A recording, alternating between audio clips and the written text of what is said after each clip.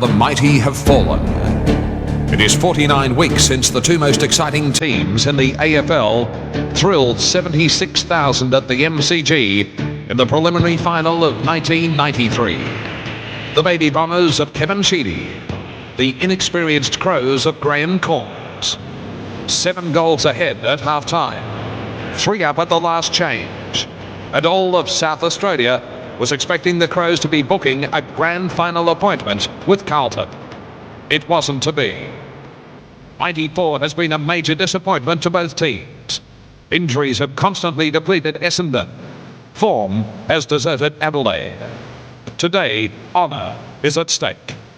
From Football Park in South Australia, Adelaide and Essendon in the second half of a 7 spots double-header.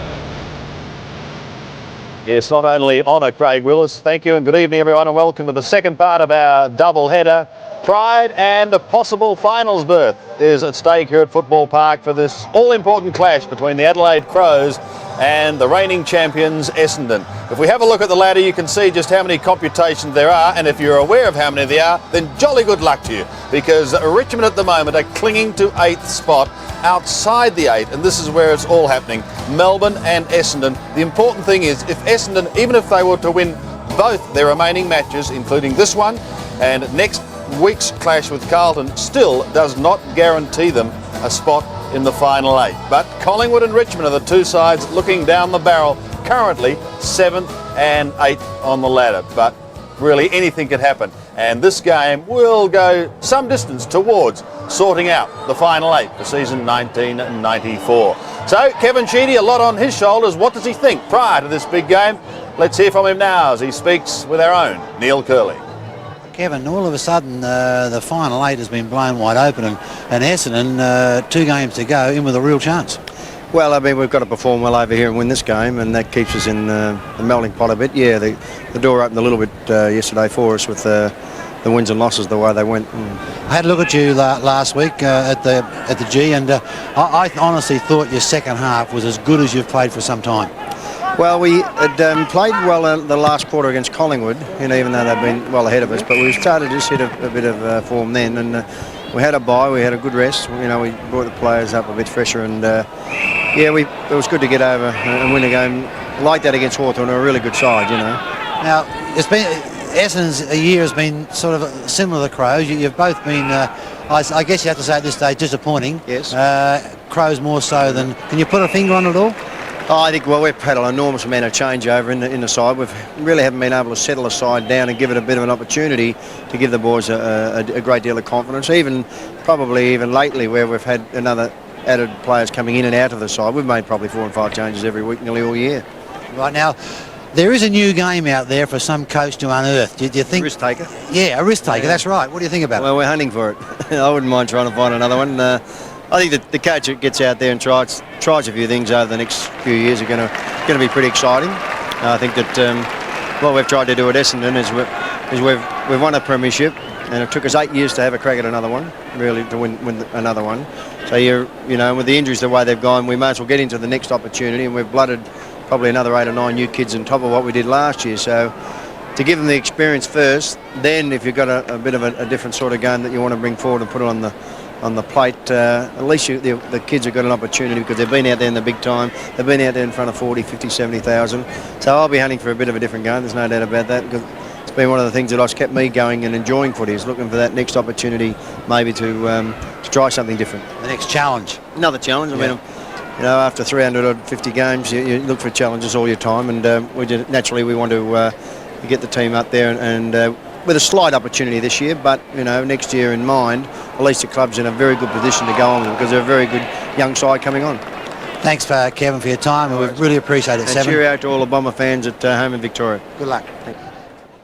Well, Kevin Sheedy and his boys certainly have a challenge tonight. If that's what he likes, that's what he's got. We'll take a break and then be back with all the action here at Football Park. That's what I love about, yeah, that's the thing about me, the thing about football.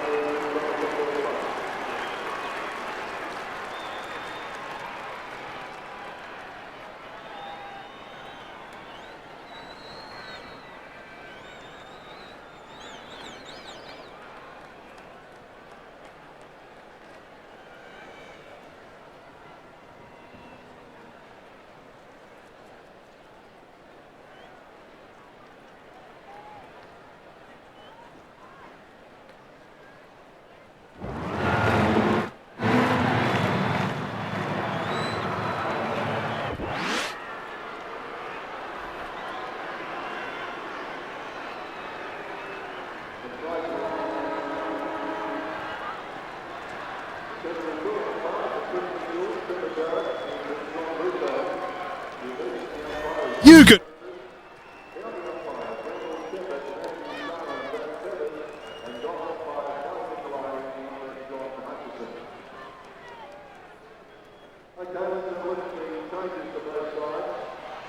First win for Adelaide, played out number 14, Stuart Whitney, 27, Matthew Livingston. Welcome back to Football Park, and the Adelaide Crows have decided they're going to go out with a bang if they do go out, because we've got fireworks outside the arena as the players coming onto the ground inside, and all they've been asked to do tonight is to play with pride with the Adelaide Crows, and we're going to set things on fire. Essendon, of course, can still make the finals, but we do believe they have a couple of injury problems. More on that shortly, as they break through the banner for one of the most important clashes they'll have this year if they're going to continue on into the September action and the first week of October. As I welcome to the microphone Gerard Healy. Big game, Gerard, isn't it? Big game. It certainly is for Essendon. They need to win, and win by a big margin. Big game for the Crows too, though, as far as pride's concerned. Well, yeah, you'd say that, and perhaps there's a few careers on the line also, so they'll all be looking for an improved performance on what they have done in the last couple of months. But Essendon really need to win this game, and win by a long way.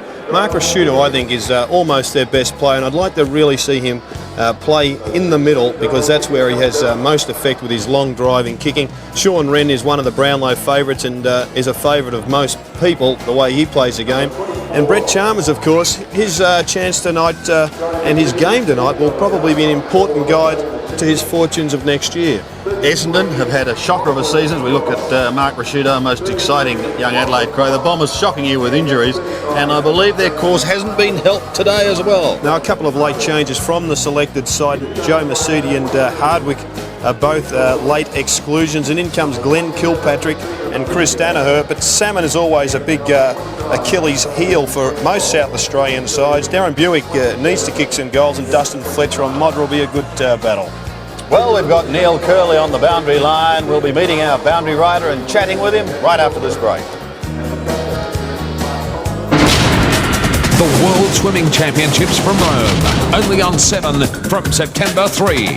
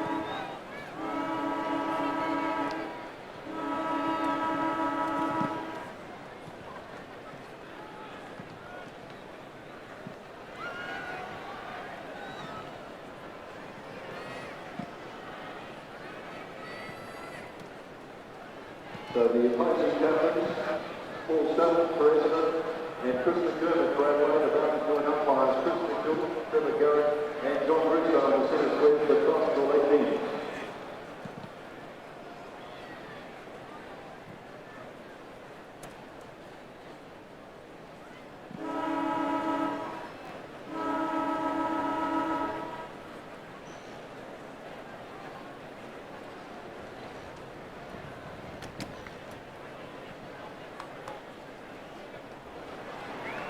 By Paul Stone winning the toss, and Essendon kicking to the north end of the ground.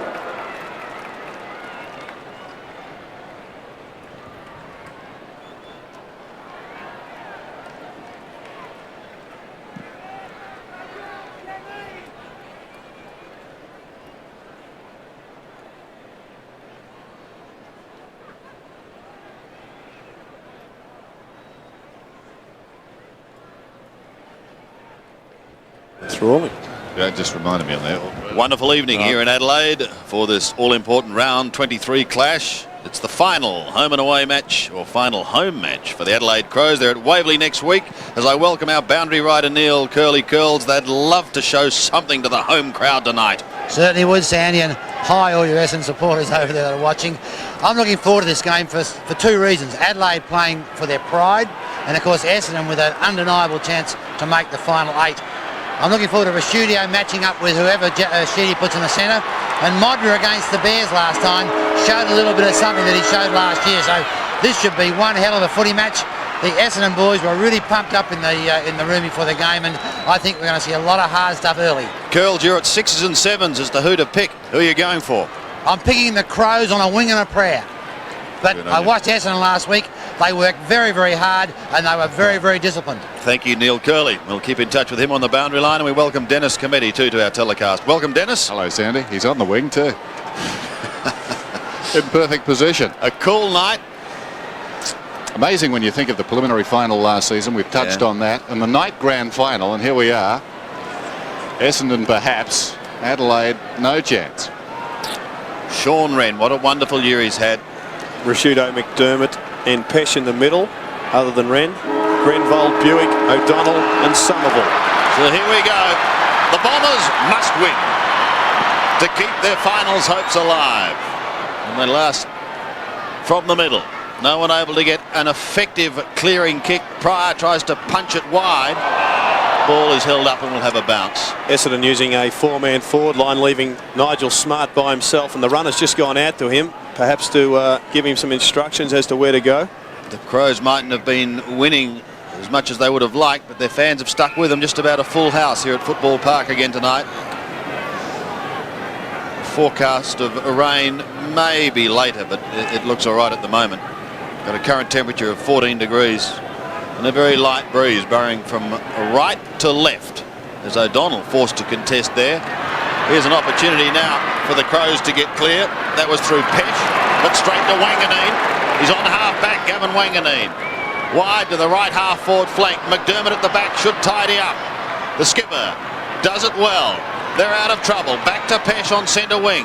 Up towards the left half forward flank. He'll be looking for Wellman, but he won't be able to get there in time. Todd Ridley is over the line with the ball. David Pittman's lined up at centre half forward for the Adelaide Crows. He normally picks up Paul Salmon. Adelaide starting favourites tonight. Pittman slung. Rashudo couldn't control it. This is McKinnon. Kicks inside the 50. Paul got a hand to it. Pryor kept it in front. Maynard used his body well. Still Maynard goes in trouble. Flood got up nicely. Got the hand pass away to Young. Over the top it comes Simons. Kransberg pulls it back towards the middle. Not good policy. Rashudo read it well off the boot. He's marked just forward of the wing to Hart alongside the centre circle. Probing kick inside the 50. Hall quietly at that one. Now he accelerates away. McKinnon on his left foot pulls it back from 45. Out of bounds on the full in the left full forward pocket.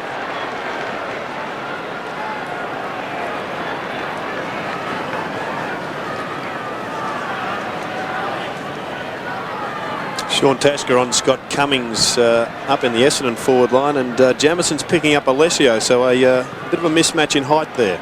Dustin Fletcher comes straight down the middle. He wants Somerville. Kransberg in strongly, but couldn't take the football with him. Somerville in over the top at the bottom. O'Donnell. Kransberg again, a high, hurried kick. Little distance. Straight up and down, Sean Wren. So much resting on his shoulders tonight. Straight down the middle again. Strong, effective mark taken by Ridley. Playing in front. Goes wide to the wing. One grab by Alessio, not paid, but they play on up towards half forward. Smart maybe at the back. No, a good mark taken by Chalmers. He had Nigel Smart behind him if he needed him. Off to McDermott, who stabs it into the middle. They're throwing it about at the moment, the Adelaide Crows, but they've got to get up towards this man, Tony Modra. What a pass.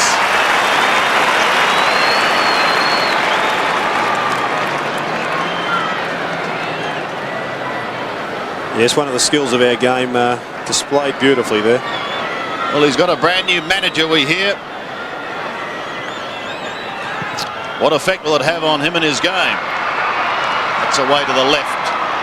The first score of the night, however, it's a behind to Tony Modra. Missed by about 10%. Come down, has it? Oh, sorry. Dustin Fletcher to bring it back in. Battling an ankle injury. Terrific game last week against Jason Dunstall. Beautiful kick in too. All Crows around the fall of the ball. Pittman, McDermott already busy. Sends it back in again. Hall from behind. Kransberg off hands. Flood, quick hands away. This is O'Donnell. Nicely done. Denham up through midfield. Kicks wide towards the outer side. Chalmers and Hurd. Chalmers does nicely. Feeds it back to Pesh. Pesh goes again by hand. Over the top Simons. Down to Buick. Oh, Denham cleverly. Delaney. Strong tackle. Rashudo upended him. Denham comes back into the fray. Over the top to O'Donnell. Just outside the centre square. O'Donnell from 55. Wide of the mark. And the behind. Scores a level. Should be a great matchup. O'Donnell and Rashudo. There's also McDermott and Grenville. Tony McGuinness being tracked by Sean Denham. Brown and Wiedemann, two of those starting on the bench for the Adelaide Crows. Wren got a hand to it. Simons almost threw it out towards McGuinness, who accepted it. Off to Hart. The Crows out of trouble. Up to Rashudo. Down towards centre wing he goes now. They go into attack once again. A little chip is good. And Pittman takes the mark, coming from Maynard. He looks in towards Modra and Fletcher. Fletcher playing in front. Fists it down. No one at home, however, for the Bombers. There's a snap and it's good. First goal of the night going to Wellman and the Crows.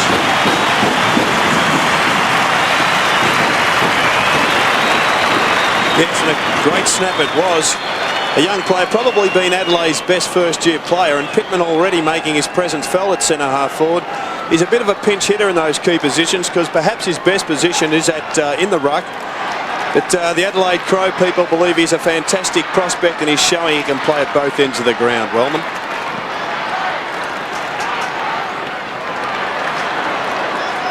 Crows lead it by 6 points. McGuinness out of the middle, charges out towards the wing, kicks towards the 50.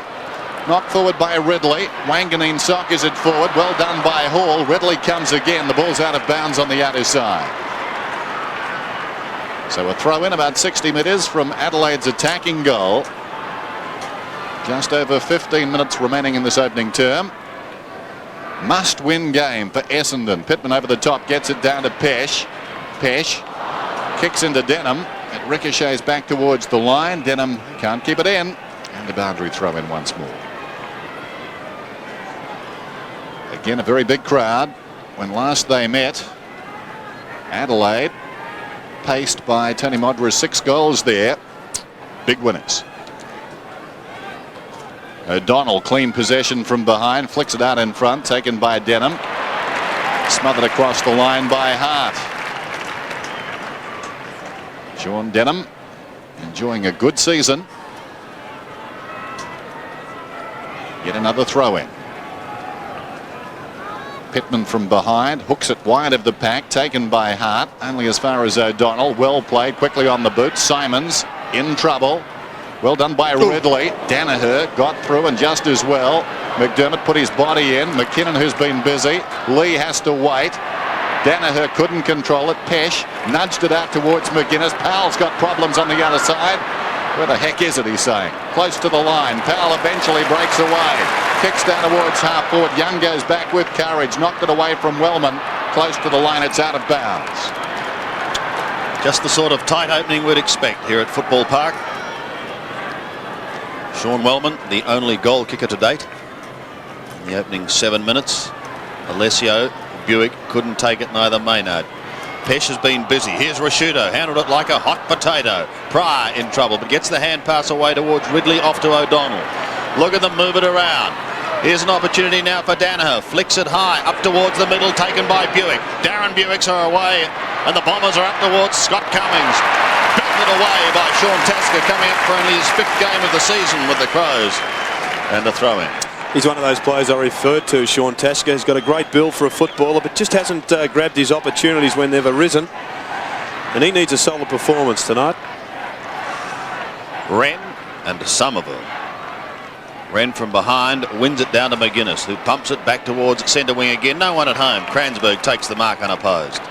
No one on the mark, so he's got a bit of time to have a look up towards half forward. A big pack of players. Buick waiting down in front. Rashudo took his eye off the ball for the moment. McDermott gives it away quickly to a teammate in Powell. He's under real pressure. So too Buick. Ripped off the football. Hurried step by Denham goes up towards full forward. It may bounce through. Or behind.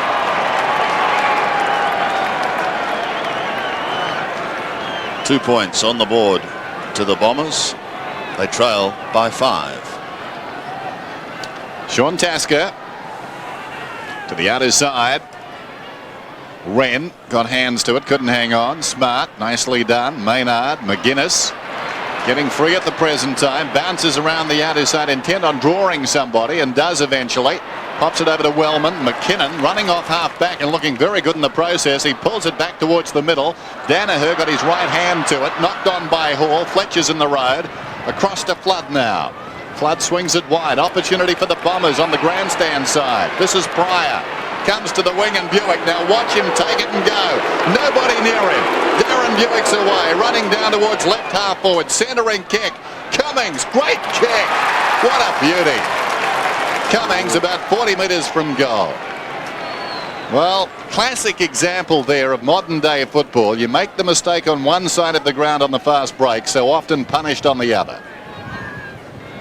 A couple of former West Australians, still West Australians I guess, combining there. 2 of 6 playing for the Bombers tonight. Cummings is back in the middle to start this run.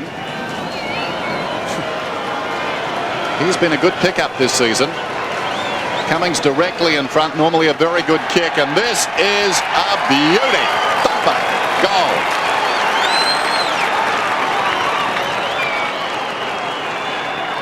Yes, his kicking certainly has been a highlight, and at some stage in the future may get the tag of super boot, because he reminds you of a Bernie Quinlan, the way he can thump the ball. He's now kicked 31 goals in his 9 games, which is an outstanding first up performance. The Buick was just getting away there from Pesh on his own.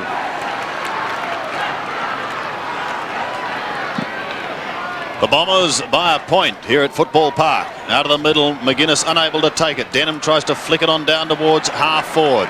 An opportunity now for McDermott. The skipper defends. Swings round his body, comes back into the middle. Rashudo takes it. He can belt this long down towards Modra. Up he goes towards half forward. Fletcher got a hand to it. Ball at the back. A left foot snap won't make the distance. Pushed over the line by Dustin Fletcher, and a throw in the Crows' left forward pocket. Need to sort that out a little bit, Sandy. Both Hall and Modra making the same lead there, and what in effect happened was Hall took his man to the back of Modra.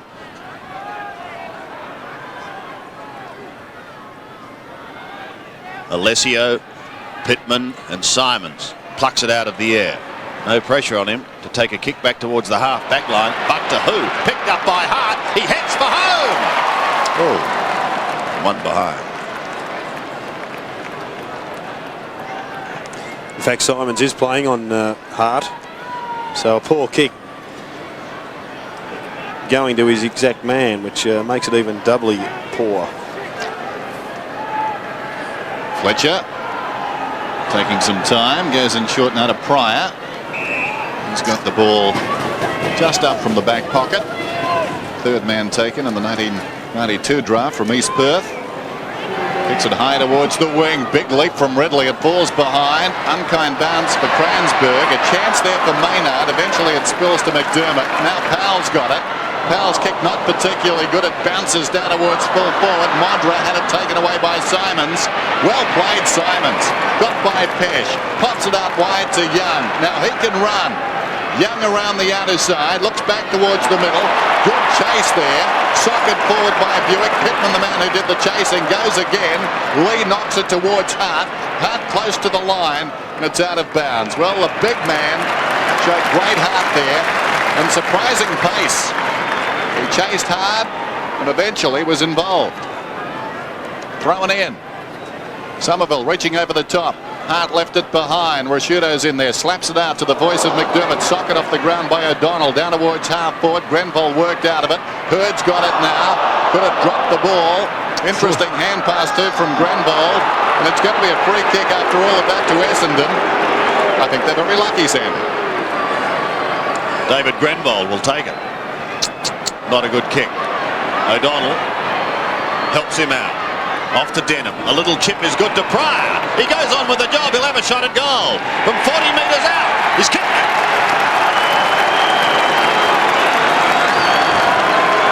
Michael Pryor gets his first. The Bombers lead by 6 points. Yes, and well done to Michael Pryor. Coming off the wing, it's an important goal. Pretty poor kick there from Grenville. Fortunately, O'Donnell mopped up for him, handballing backwards to go forwards. Interesting style of drop punt, but quite effective.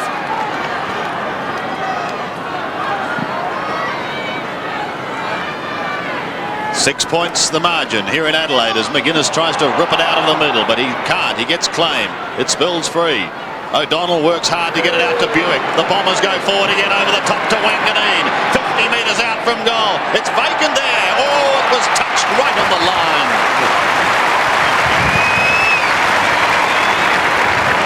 Gary O'Donnell having a pretty good start to this game. Already 5 possessions.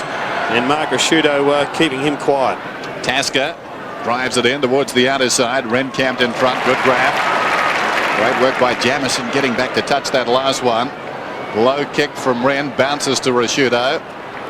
McDermott. McKinnon doing a lot of good work. Kicks towards centre half forward. Modric comes to the ball up one-handed. Now Fletcher an opportunity on his knees. Well played. Got it to Young over the top to Pryor. Back it comes to Fletcher. Fletcher, interesting kick but effective. Buick again can take it and go. He's bobbing up on this wing. Buick could score from here. He's 55 metres out on the breeze. Launches it. And he's missed to the right-hand side. Cutting a swathe through half forward there. Darren Buick as they brought it out. Well, they've decided to let, I think, McGuinness run to a certain extent. Although, as I speak, Denham's got him. But Buick getting a very good run for Essendon. Buick starting in the middle, Dennis, but I think he may be playing on the wing after the centre bounces on Ben Hart. Lee gives it back to Tasker, who goes for distance towards the outer side. Danaher, almost the mark. In fact, it's paid. Good effort. Chris Danaher is the only one playing tonight of the Danaher family. Finds Cransberg. Outside 50. Cummings waits in the square. Cransberg goes long. Into the square. Hurd is also there. It's hammered over the back by Tasker. Conceding a behind. 2-5. Plays 1-2. Sean Tasker to bring it back into play. The Bombers everything to play for.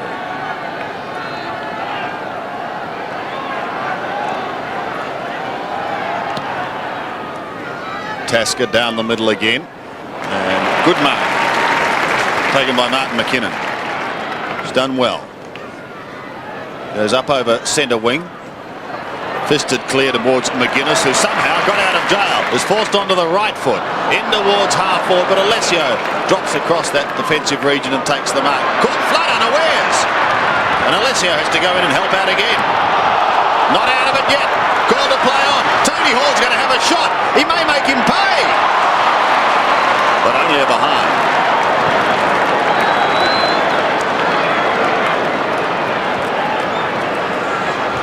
Gavin Wanganeen's been moved up the ground. He's now playing across half forward.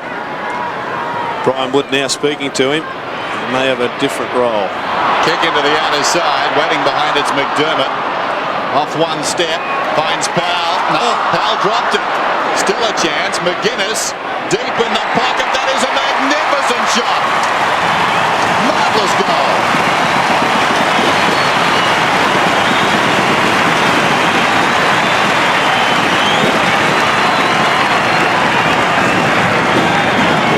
Yes, well, kicking goals hasn't been his forte for the last couple of years. He does most of his work on the defensive side of centre half forward, but this was one out of the box. McDermott getting the ball forward. And on the burst, good piece of roving there from McGuinness and a great finish. Wonderful goal to Tony McGuinness. 2 points the margin. And 7.5 minutes remaining in the first term. Pryor got a touch to it, pushed it back towards Wren, eventually flicked out wide towards O'Donnell. Got a shocking bounce. A shocking bounce. Wellman goes in strongly. Comes back to Buick, courtesy of O'Donnell. Shows dash in the middle, off to Simons. And from the centre, he goes up towards Scott Cummings. Tasker with him. Cummings in front. Now Tasker claims front spot and pushes defensively towards the line. He sees it over in front of Delaney. I'm still watching Buick, Jared. I can't work out who's got him. Well, Pesh, I think now, but he certainly did go to the wing for a couple of minutes. But Simons appears to be now tracking Ben Hart.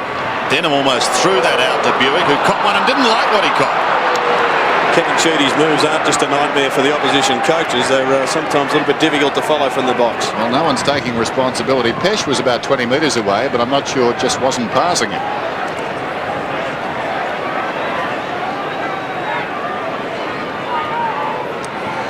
Darren Buick's accuracy has certainly been questioned this season. He's kicked 18 goals, 32 coming into this game. Normally he's dead-eyed Dick, particularly on the run. Kicking from 49 metres though. And he's done it again. And not just his accuracy, Sandy, it's also the fact that he hasn't kicked enough goals that has perhaps been the downfall in his season. 7 possessions so far for him. Certainly been dynamic.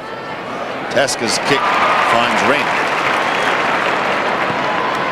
Plays on towards centre wing. Danaher Gets his on in the middle.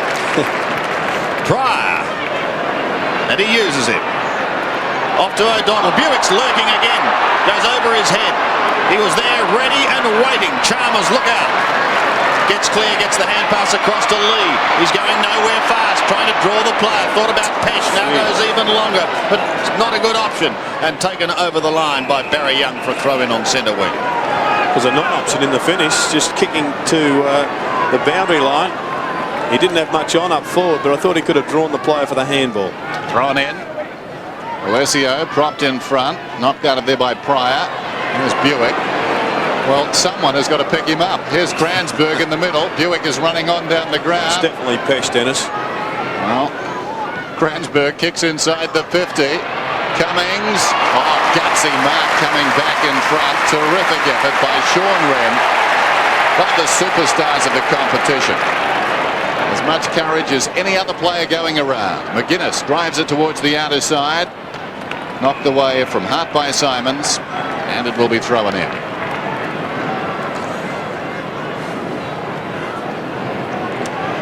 Well, he does it as well as anybody, going back, oblivious to safety. Somerville up in front, falling to the ground, tries to get it out. Simons smothered, it came back to him.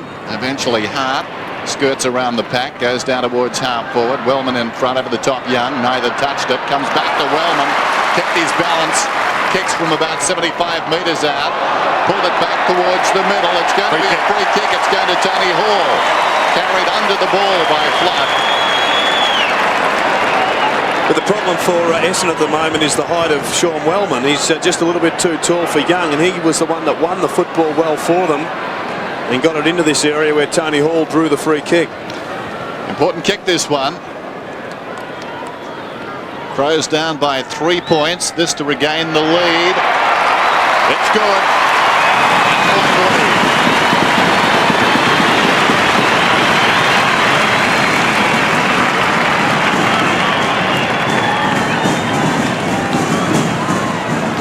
You'll just see an example of one of the best shots at goal from a standing position in the competition, and has also hurt many sides with his brilliance on the run at goals. Tony Hall. Not much footy left in him, but what he gives is all class. First goal to Hall. The Crows hit the lead and try and bounce it out of the middle through Rashudo, but he kicks into the man on the mark. It spills free again, but only for a moment. He should have done better with that one. It was a great tap from Wren. Tapped it backwards, which some coaches question. If it goes as cleanly to a man as that, it should be made more of. Matthew Powell unable to get it out as we have another bounce. McDermott eventually leaves it for Jamieson. Goes round his body up towards Pittman. He's got to beat a couple and will lose it towards the boundary line with Danaher. Can he block it up in time to get support there? It is in the form of Hart. And now McGuinness, look at the dash of Tony McGuinness. Around he comes and up towards the half-forward line. Rashudo! By D's pumped up tonight. Into the pocket he goes for Modra. Oh, they're lifting now. And so is this big crowd. They're loving it. Short goes Tony Modra. Just making the angle a little better for Mark Rashudo. Well, I did indicate that O'Donnell had kept Rashudo relatively quiet, but having a look at the stats, he's now had 8 possessions. So he's certainly done some work. This to make the margin 9 points. From 46 metres. Now he's pulled it fairly severely and just sneaking in for a behind. Still, the Bombers have got the breeze, probably with a couple of goals. So Adelaide doing quite nicely. As Flood brings it in. Goes towards the outer side. Buick again. Is it right half back? Goes towards the wing. Here comes Hurd. James Hurd pops it over the top. Young is running. Awkward one for him. Left it behind. McDermott slapped it away. It's still McDermott in front. He's over the ball now. Hits it towards the boundary line. Throw it in, says the umpire. 3-4. Plays 2-6. Wise smile from Chris McDermott. Wren and Somerville.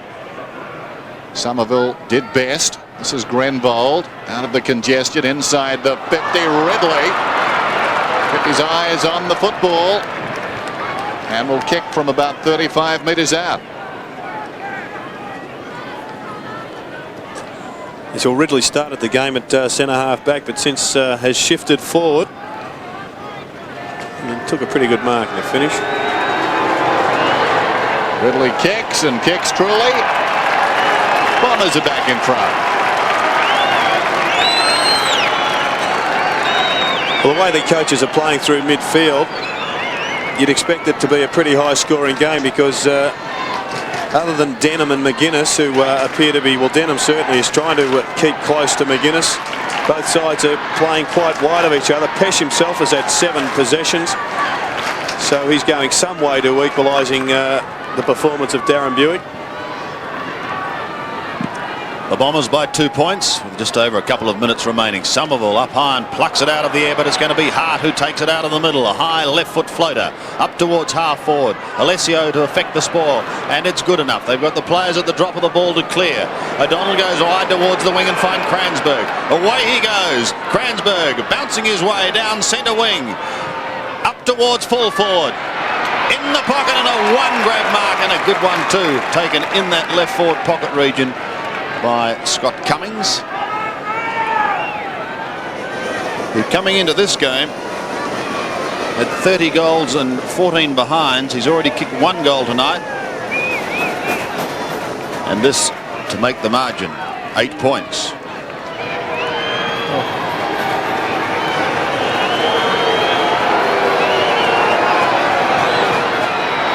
Drop punts away to the left. Margin is 3 points. Kevin Sheedy down on the boundary line now. Took over from Barry Davis, what was it, 1981, and still going strong. 3-7, plays 3-4. Tasker kicks in. Buick will need to go for the mark here. Maynard over the top, great grab, plays on immediately. Hart on the dash, goes to half forward. Pittman, who's been lively. Wellman. Modric comes on the lead, juggles once, twice, 3 times, play off's the call. Fletcher comes away. Buick once more, nobody near him. Buick's on the wing, gathers the ball, needs to stop. He was on the brink. Yes, Adelaide fans obviously incensed by the failure of the umpire to award Tony Modra the mark, and perhaps they have a point.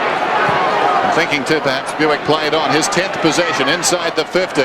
Off hands, waiting behind. Chalmers does well, hooks it back towards the boundary. Maynard, can he keep it in? No, he can't.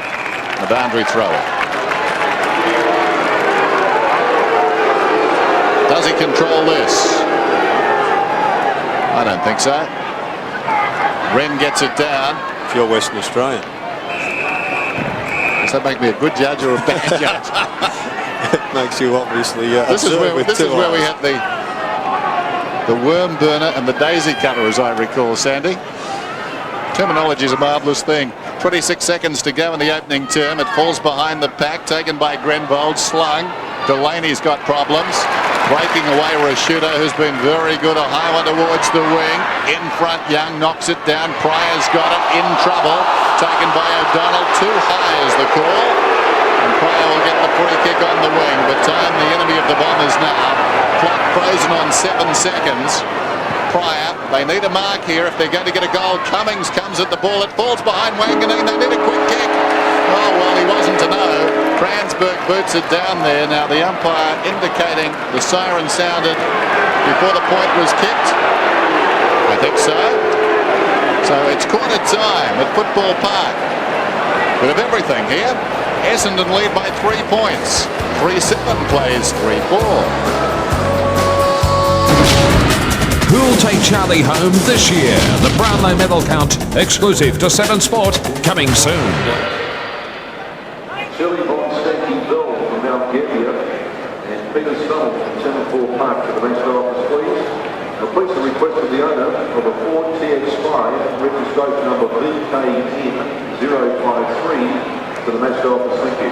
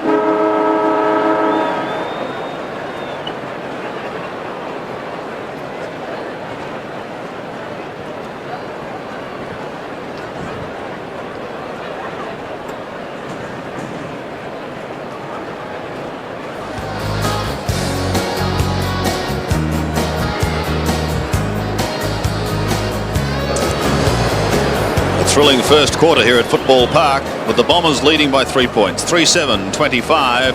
Adelaide Crows 3-4-22. Don't forget all the top sporting action is coming your way. The World Swimming Championships from Rome, September 3 through until 12. And should be some great action there, particularly in light of what Kieran Perkins has done in Victoria. And speaking of top action, the Australian Open Golf Championship once again on 7. So keep an eye on those two sporting features. Well, a ripper first quarter here at Football Park. Neil Curley has watched it from the boundary line, and this 40-odd thousand crowd couldn't be disappointed with that, Curls. No, it was a great first quarter footy there. From the Essendon point of view, Buick is the one that is really keeping them in the game. He's creating a free man around the centre area. He drifts up and then drifts back, and he's not being picked up by any Crow player in particular, and he's cutting the Crows team to pieces with his movement through the centre. But Rasciuto is doing the same for the Crows. I think Sheedy will make a move there because Rasciuto is controlling too much of the foot at the moment. Pittman from the Crows' point of view at centre-half forward has done some good work. And Pryor on the wing, number 15 for Essendon, is playing very, very well. And the full-backs on both sides have a very tough job. Modrins and Cummins both look threatening, and I wouldn't be at all surprised to see one of those full forwards explode and kick a few goals this quarter. But the wind is definitely getting stronger, favouring the Crows in or left of screen this quarter. Neither side used their interchange during the first quarter, but Wiedemann's on for the Crows and Paul Salmon has replaced Somerville for Essendon. So into the second quarter here at Football Park. 3 points the margin, favouring the Bombers. It's the home side this time, kicking with a slight breeze. Salmon onto the ground and gets his first touch. A mighty old thump. Wiedemann onto the ground. He gets his first touch. A long kick down towards half forward. Alessio tries to cut across. Salmon tries to take it away. He's called to play on. Oh, and he sprints clear of half-back, but he kicks into the man on the mark. It could prove costly. Pesh gets the hand pass away to Pittman. 40 metres out. May have held onto it too long. It's a high floating kick and it's wide. Hall, did he keep it in? No, he did not. Out of bounds on the full. Fletcher will clear. Pesh. So the Bombers out of trouble. Here goes Flood. Couple of bounces. Down towards the middle. Now Salmon in the action very early on in this second quarter, but only as far as Nigel Smart.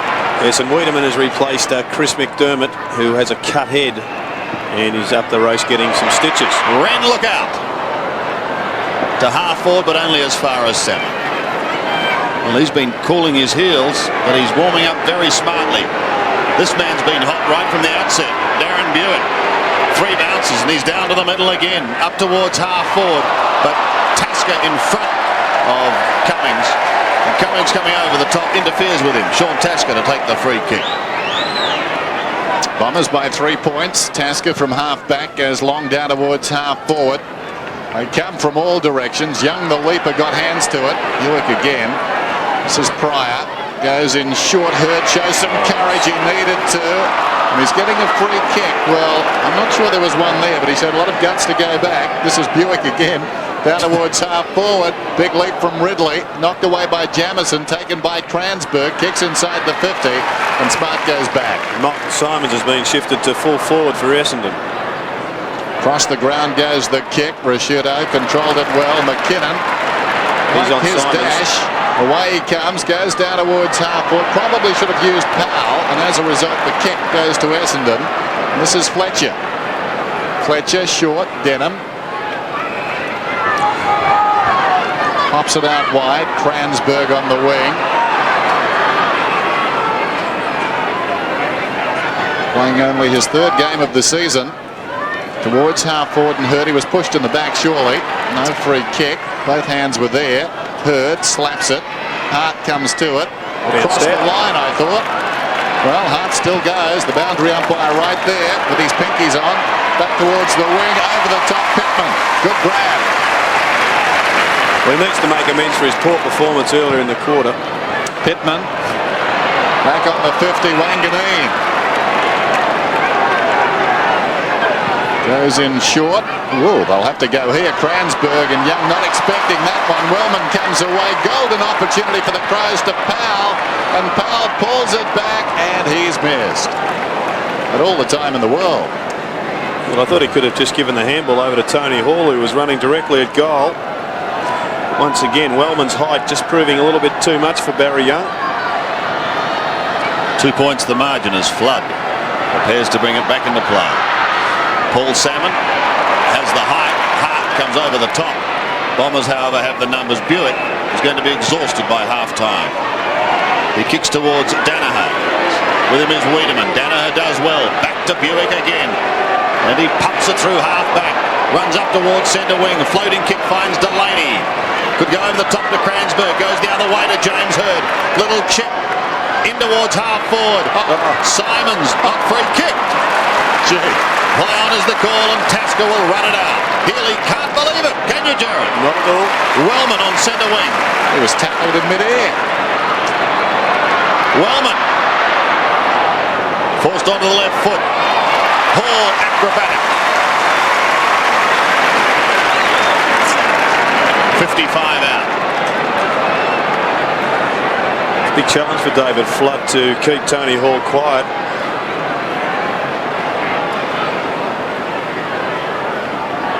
What breeze there is at his back. He's kicked 1. Kicking from 55 plus. It'll be close. Right into the square and belted over the back from behind. So the Crows doing the early attacking in the second quarter. and they draw to within 1 point. Fletcher comes in short. Well-weighted kick. Grenville drops the mark, but ample time to recover. Comes out to Buick, whose meter's in the clear. Now, this is quite remarkable. Someone has to go and stand next to him. Sandy, get down there. This is Wiedemann from the wing towards half forward. Denham drifting back over the top. Valiant attempt to mark there by Powell. Grenville ran straight at it. Well done. Across the ground he goes. Alessio drops the mark. Still some time. Well done by Modra. Good chase. But Salmon, relishing being on the ground, is marked on the wing. Kransberg is running for him. Loose players everywhere. Kransberg's got this one down towards half forward. There goes Kransberg towards the middle. Oh, clever mark is taken down there. Body to body, McKinnon, who's done well. Well, a similar scenario happened at Geelong a couple of weeks ago where Gary Hocking was playing on Chris McDermott and had about 27 possessions to half-time. By the time they changed it, the game was over. There's Buick again roving the pack. Well, the crowd groaning at the present time. Shocking kick, though, by Buick. He has wasted a couple of possessions. The spoil will come forward to Buick here. He's got it again. He needs a lie down. He gets it across to support. This is Alessio. Across the ground, Kransberg scattering the gulls. He goes after it, close to the line, takes it across. Piece of trivia, Sandy. For the second successive week, what have we got tonight? Or today? A gloveless match. Correct. Something not addressed in the 5-year plan. A glove cap. Lovely to see. Here's Petch. Off to McGuinness. Up towards full forward. Modra the flyer. At the back is Tony Hall. If it sets, he could be in business, but it'll be forced onto the left boot. A high kick. No one at home. I'll leave in a minute, all right? Buick again. To Kransberg on the outer side. Spins back. But he has the support. This is young Pryor. On centre wing. Well, took a chance and lost out. And number 17 for the Adelaide Crows is up on the boundary line preparing to come back on. If you don't recognise him, it's Chris McDermott in a different jumper. A quick kick out of this pack goes, we'll think, to Buick. Pittman's got problems. Here's McGuinness around the outer side. Good kick. Used it brilliantly, and Hall's got it. Well, yesterday Barry Mitchell had 23 possessions in the third quarter, I think it was. Darren Buick has currently got 19. Now his immediate opponent, Nick Pesh, has got 7. Well, immediate's an interesting word. Well, anywhere on the same ground is about the right terminology. Wiedemann off. McDermott with 8 stitches to the head, and the number 17 Guernsey is on. Here's Tony Hall, deep in the pocket. Will take a good kick from here. The breeze does help him pushing it in. It's a goal. The first of the second term, and Adelaide back in front. Yes, I'm just not sure this matchup's going to work for Essendon. Tony Hall is he's a genius at times kicking goals, and whilst there was not much he could do about that one, David Flood, maybe something they need to look at.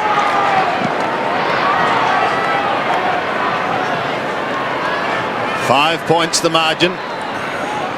Denham tries to get it out to Kransberg, who floats it up towards Ridley. Another one down towards the half-forward line, and O'Donnell. Smothered though. Smart a chance. Nigel Smart does well. Goes back towards McDermott, as we said. Now wearing the 17 jumper because of blood on number 10. Risciuto up to the half-forward line. Pittman takes the mark. Thought about going on to Risciuto, but elects to take the kick. Here comes Modra. Runs into a brick wall. Flood gives a little ground towards Pryor. He's tucked in the back pocket, but he's got a little bit of time. Has a look up towards half-back. Sees big Paul Salmon, who gets bundled out of it though. Hart puts Bonney over the ball. Going to be a free kick for a trip. He goes on with it straight away to Hall in the pocket. And he plays on, away from Flood, and he's kicked another one. Tony Hall is hot here at Football Park. He's got 3, and the Crows kick clear. Well, I don't want to labour the point, but certainly Kevin Schutte has to look at this matchup between Flood and Hall. Hall is a match winner. and he may continue to go on his merry way if perhaps another opponent isn't found for him. So the margin 11 points. Tony Hall's got 3 goals. And still close to 12 minutes to half-time. Here's Rashudo out of the middle. Hoisted high down towards half-forward. Alessio goes back, playing in a key defensive role now, and takes it athletically and bounds away, but fell over at a crucial moment. Pittman to Modra. Will it be his first? It is. Essendon have got some problems. One of them's David Pittman at centre-half forward, who's had an outstanding start to this game. He made one terrible blue in the opening of the second quarter, but certainly has been creative and given them an option. Adelaide have tried a number of players at centre-half forward this season without great success, and he's doing well. 42 plays 25 as Wren belts them to half forward once again. Wellman used the body and created the path for Mark Rashudo. 55 metres out in towards Tony Hall territory. Almost slammed in the post, but Fletcher comes away for the Bombers. One bounce and kicks towards centre wing. Grenville forced to work from behind. So too Ridley. The Bombers need the next one. They need a steadier. They've got to stay with the Crows. Here's McDermott charging towards it. 8 stitches to the head. Pops one over the top, or tried to go over the top of Delaney. Was unsuccessful, and a throw-in will take place. Well, Tony Hall does have a new opponent. It's James Hird, which is a big win for Adelaide because it's dragged one of Essendon's best forwards away and stuck him deep in defence. Salmon wins it. McGuinness tries to take it away. He got boot the ball and is still going. Slammed into the ground. Out it comes to McDermott. A hurried left foot kick in towards the centre. Barry Young is leading Sean Wellman on this occasion. He takes the mark and away he scoots. One bounce. Then stabs it beautifully towards Cummings, who takes the mark just on 50. Great piece of play by Barry Young. He led Wellman to the ball, read the ball better. Quick kick out of the middle. He was alert. Not only that, he finished it off with a spearing kick on his non-preferred foot, which is all class. And it looks as though the Bombers are preparing to make a change. Kilpatrick warming up on the sidelines. Powell is picking up Buick now and very conscious of it. Here's Scott Cummings for his second. This to make the margin 11 points from 55. Another good-looking drop punt. Hasn't quite made the distance. Ridley. He's a look touch, that one. Not to the goal umpire, however. And I don't think Sean Wren agrees with the decision, but it is a goal to Todd Ridley. The Bombers fourth, 4-7, plays 6-6. Well, we'll just have to wait and see whether Sean Wren did get a hand on it. David Flood comes off for Glenn Kilpatrick. We'll just have a look here now whether it ricochets. Maybe not.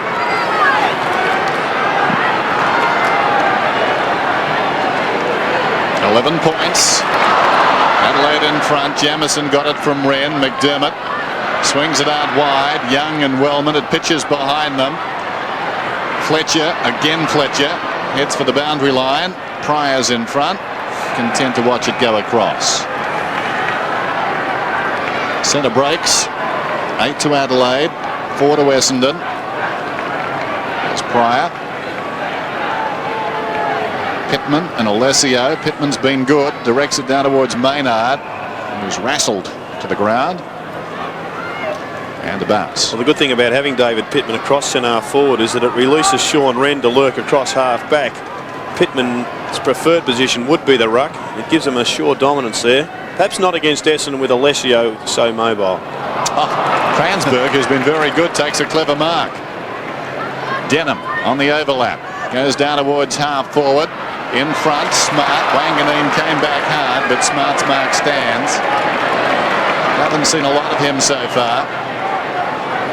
Jamieson, who generally uses the ball very well, kicks towards half forward. In front, Simon's knocked it down. Well done by Grenville. Kicks towards half forward. In front, Tasker lost it. Cummings has got it, but Tasker's going to get the free kick. He's at left half back. Sean Tasker, used sparingly this season. Chris Danaher has been shifted onto Ben Hart with Simons going forward. Tasker for distance towards centre half forward. In from the side of Alessio. Didn't touch the ball. Wellman behind. Back to goal. Over the top to McGuinness. Deft hand pass. Releases Maynard. Maynard pulls it back. Modra with the fly. Almost. 12 metres out Modra. Line on the manager's side. It's out of bounds on the full in the pocket. I was going to say, used to mark them before that. That's right. Here's McGuinness. A free kick, and it's going the way of James Hird. That's the difference. Earlier this season or last season, Modra takes that mark. Yep. He finds Salmon. Off to Denham. Was almost going to run into a brick wall. Quickly got it off to Grenvold. Now Buick. He's just about in the middle of the ground. Still going. Darren Buick. What a game he's having. Centering kick wants Kransberg and finds him in the middle. And Ridley and Hird of interchange, making Hird at centre half back now for Essendon. Kransberg kick towards the 50. Jamison marks strongly. Gives it off to McDermott, who stabs it towards Wellman, who's edged out by Barry Young. Back to Kransberg, just on the defensive side of centre. Now up towards half forward, and a good mark taken by Alessio. Too far out to score, but it'll go deep into the Bombers' attacking zone. Cummings is his target. Had it, lost it, regained it, snapped for goal. Going to be very close. This kick looks pretty good. Second goal to Scott Cummings after booting one in the first, and the Bombers hit back. The margin now just 5 points. Yes, a couple of quick goals there by Essendon brings them right back into the game. Alessio away from Pittman now. So they do have that clear advantage across half-back in the ruck division now, the Crows. It was a fine snap from a very talented player. Just over 7 minutes till the half. Salmon goes up. It is beaten by Wren. Down it comes to Pesh, who shows very good acceleration. He'll take that. Lovely pass. Good lead. Wellman about 40 metres from goal. Sean Wellman with his side in front by only 5 points now. Essendon have done well to work their way back into this. They seem determined to make this young man a centre half forward. Looks a chance. Kick is on its way. It's true. His second goal.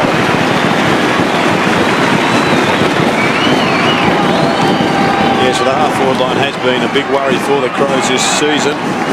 Wellman, of course, cut his teeth on the half-back line in his opening months as a league footballer. He has been impressive in this position and is obviously a pretty good shot at goal. David Groom's another one. Ingerson. Nigel Smart's had a run there. The margin again out to 11 points. Bad bounce for the Crows, but it's Wren who eventually makes it into a good one.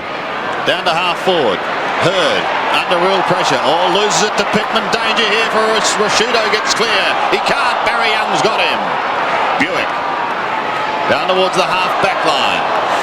Eventually picked up by Wellman. Quickly on to Powell. A high kick to full forward. Modra is back.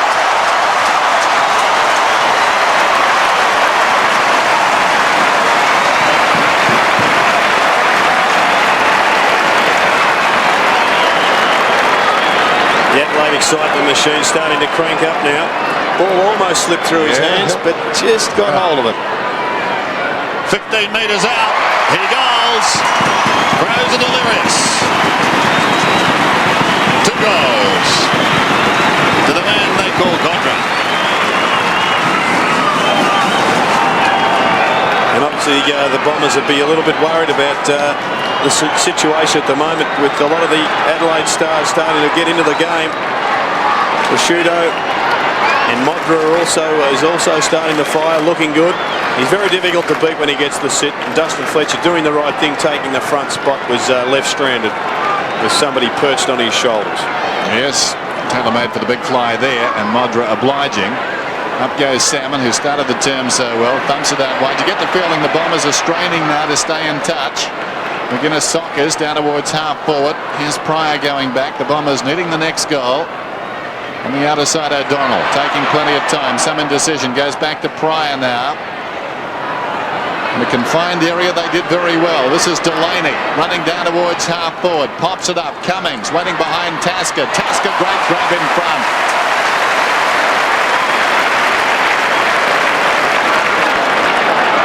Sean Tasker inside the last 5 minutes of the first half. To Hart. Now Chalmers. The defensive side of half back. McKinnon runs for him. Good kick. McKinnon's got it. Whoops. Can you get reported for tripping yourself, Debs? I suppose you could plead carelessness. There goes the kick down towards half forward Pittman. It's fisted away by Hurd. It's out of bounds. Now it's a free kick to Pittman. He's been a thorn in their side tonight.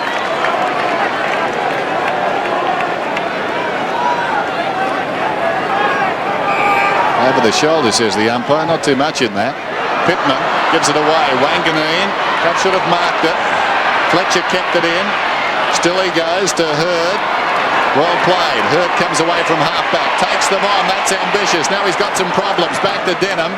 Throws it on the boot. It bounces on the wing. Back comes Hart. Eyes only for the ball. Kilpatrick got him. Chalmers now. Loose ball. Buick's over it. 24th possession. Gets it away to Denham. He missed it. We've got buys. Denham in trouble. Gave it away to Pesh. Rashudo now. 65 metres out. Pulls it back. Modra once more. Out of position. It's gone through for a behind. Well, a great example of what pressure can do to even the most skillful side. The Crows just kept on tackling, kept on harassing, and eventually they won the football. Ridley. 37 plays 55. Buick's alone again. Now he's been joined. Hurd gives it away to O'Donnell. Rashudo chips in and blasts across the half-forward line. Now he has to get rid of it quickly to Pittman on to McGuinness. McGuinness a clever chip towards Pesh. Just a little too far. And it beats him over the line.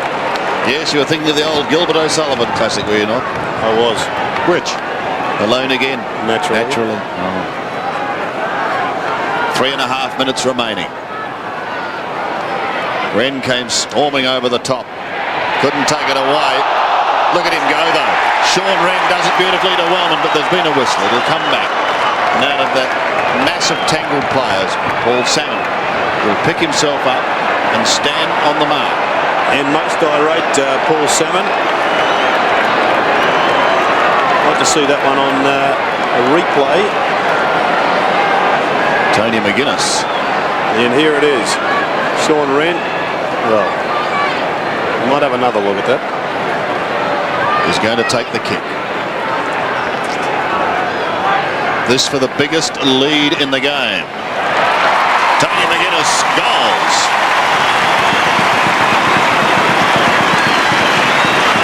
He hasn't kicked a lot this year, but he's kicked 2 tonight, and that's his 14th for the season.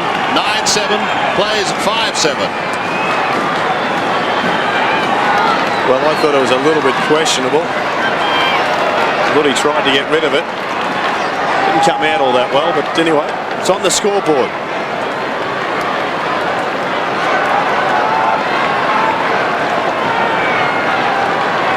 Crows lead it by 4 goals. Essendon with their problems now, trying to stay alive in the competition. Knocked out of there by Buick. McDermott.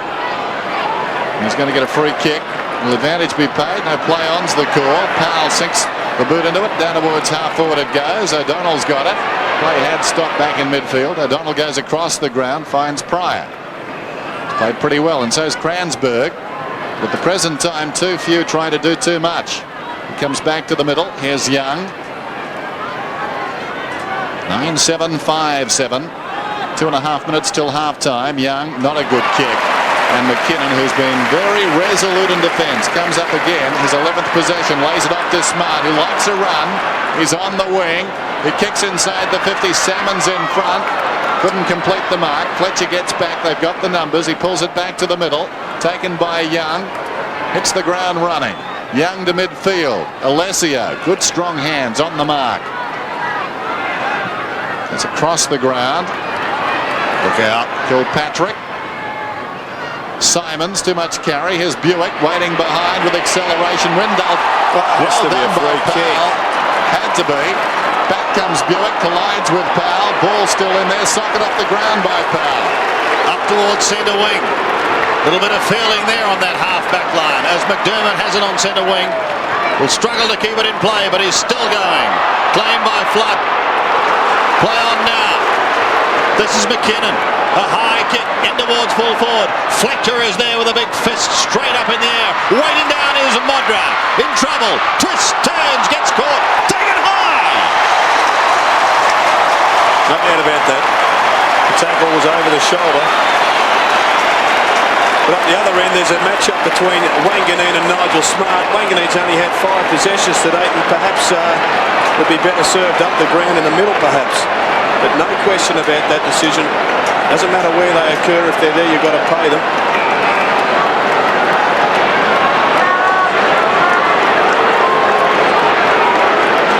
So Modra for his third, and this to give the Crows a very, very handy 5-goal break. 25 metres out, but directly in front. He's coming back.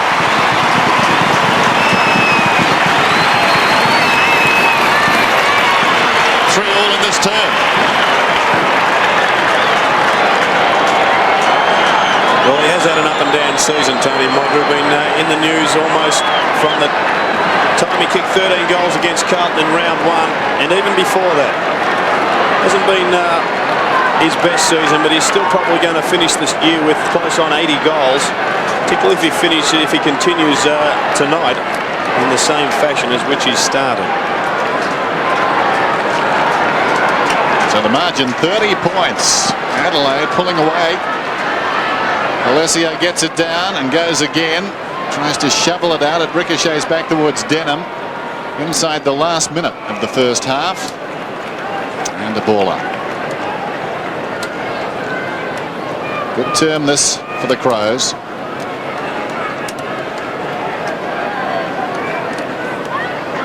Approaching 30 seconds now. Wren, very conscious of Alessio, but wins it down towards half forward. Loose ball. Still it runs on. First to get there, Grenvold across his own half back line. Swings it out wide. Going back, Kilpatrick takes the mark. Up from half back. Goes down towards half forward. 10 seconds to go. McKinnon liked his game. He's got a bit of dash. He slipped over, controls the ball on the ground. Well played to Powell. Their confidence is on the rise. Rashudo kicks down towards half forward. Siren for half time. And they're celebrating at Football Park. They've enjoyed this first half. They're not going to make the finals, but they figure, I guess, they're shaping it a little. Tony Modra's got 3 goals. Adelaide have got 10. Half time. The Crows 10-7. And the Bombers are 5-7. Adelaide by 30 points. 1994 in review. That was the season that was. Coming soon on 7.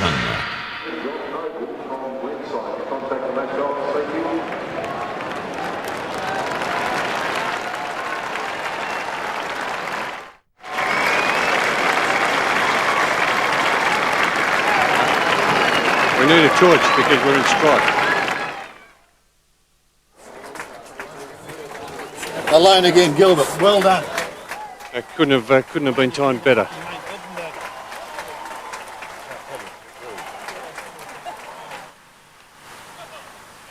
Gone? What are they going to do? They're going to cross? They can't cross. Okay, what's happening, boys? They just went both out.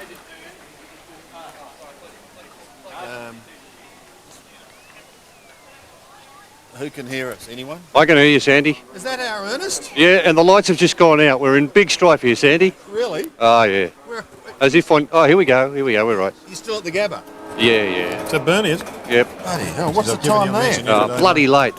10 to 7. What time's your flight? 7:25. Oh, you'll make it. Oh, yeah. No, you will. I'll be lucky. No, that's the one they get. Oh, do they? Just do it very quickly. Hey? What have you got, mate? You've got... I'll If throw I'm to you. Hey? Bears, Hawthorn. Who are the key players, Bernie, in this game? So maybe I can ask you Merritt. The key players, Dunstall, Merritt, a couple of injuries. Langford and Condon went down with injuries. Dunstall kicked 6 goals, 3. Hudson kicked 3 goals, 4. For the Bears, Lehman kicked a couple, Merritt kicked 4. Right, so you've got... Matthew Clark in the second half when he went in the ruck. Any fatalities up at Brisbane today, Bernie? Fatalities? Yeah. They were told to... Hey? You know, Sorry? They were die told for the to club, die they for the were. club. Everyone's talking at the same time there. The Bears were told to die for the club during the week by their coach. There was a nasty head clash. Burke went off in the first half, got about 12 stitches in his jaw. Yeah, but he didn't die for the club, did he? He didn't die, no. There's no fatalities, sorry. Now, Greg, if you can hear me, please, who is Matthew Campbell interviewing? I do because of the...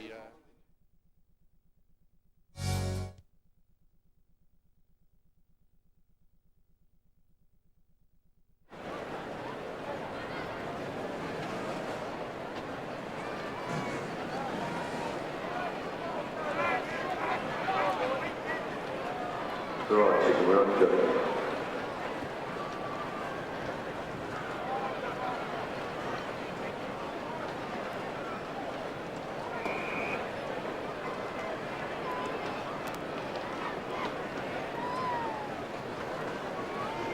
It's usually Christmas time, it's turn to your chicken. Not the chicken. By your son.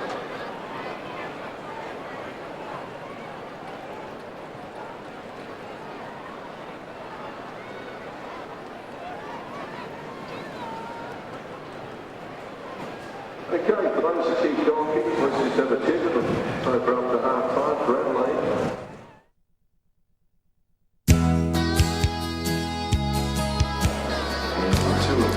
Checking our Qantas scoreboard, a 7-goal blast by the Adelaide Crows in the second quarter. They're in the box seat. 10-7, 67, leading the Bombers 5-7, 37. The Bombers must win to keep their finals hopes alive. But I would imagine that clubs like Richmond and Collingwood wouldn't be too concerned about seeing that scoreline as it stands at the moment.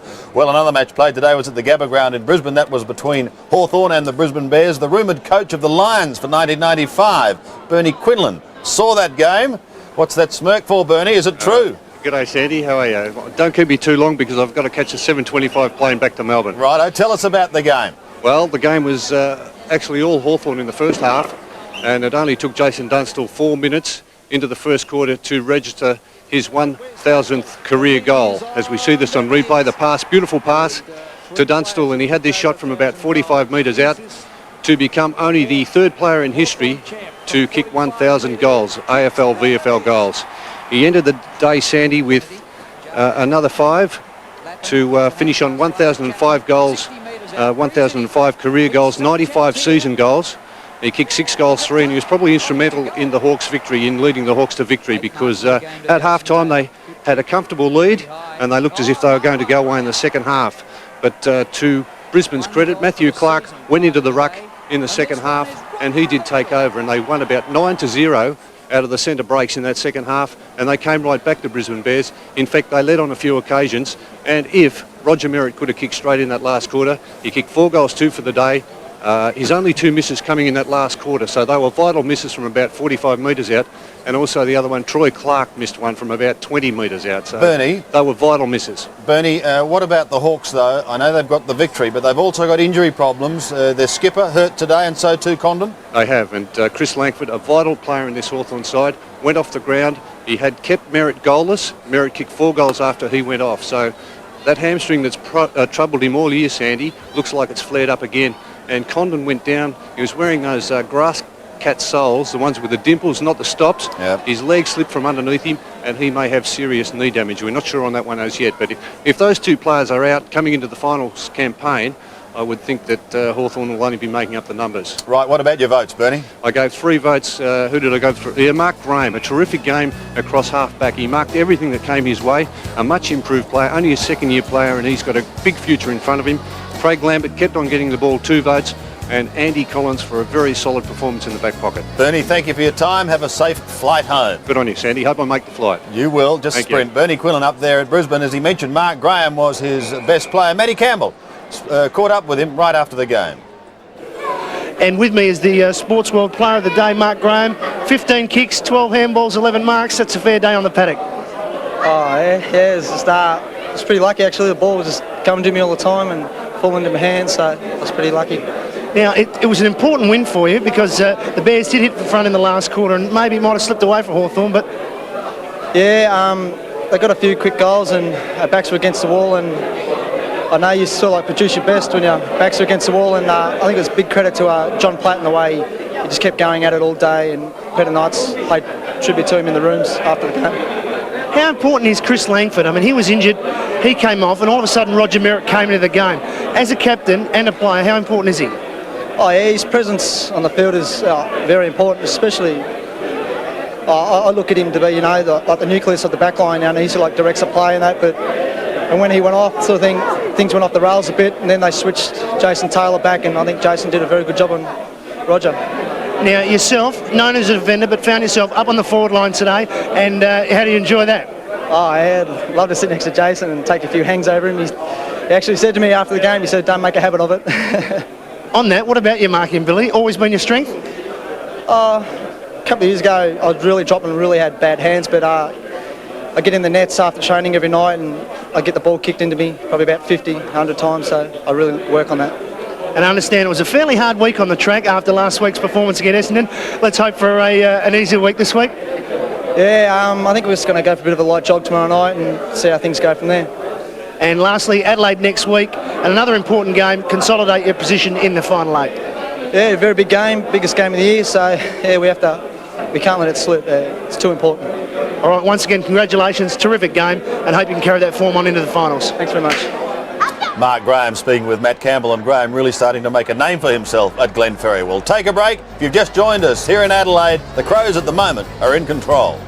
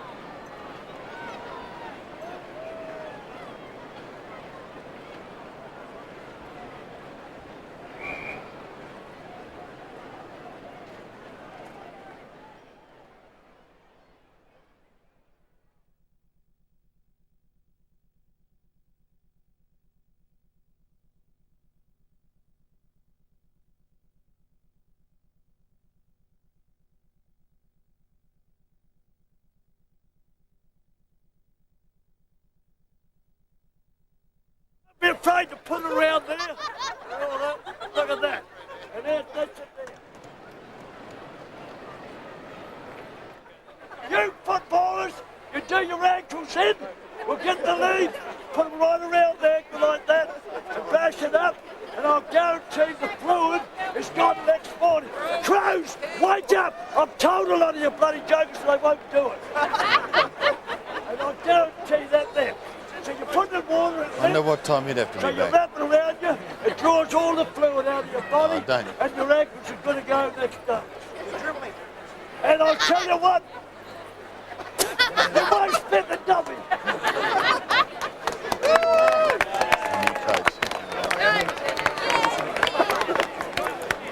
Hello, he's going. Oh, no, he's going for the doctor there. There you are, yeah, just good. Come here, lad, let's twist your bloody arm. Have a look at that, you're there, mine like a bloody Where's wet he turning, fire. Curly? Thumbs up when you put the ferret down the hole. He's the John Deeks. Don't forget, that's the best onion you can get. To cut it in half, put it on a saucer, put it on the floor, the acid will rise, and I'll guarantee you the clean you've thrown out 75 feet away. Have a look at that. Then one of this down here, because I give it away. This is the stuff. don't be afraid to make your salads. Here, well, lad, make your salads and just cut that off. See all that sticky glue on there?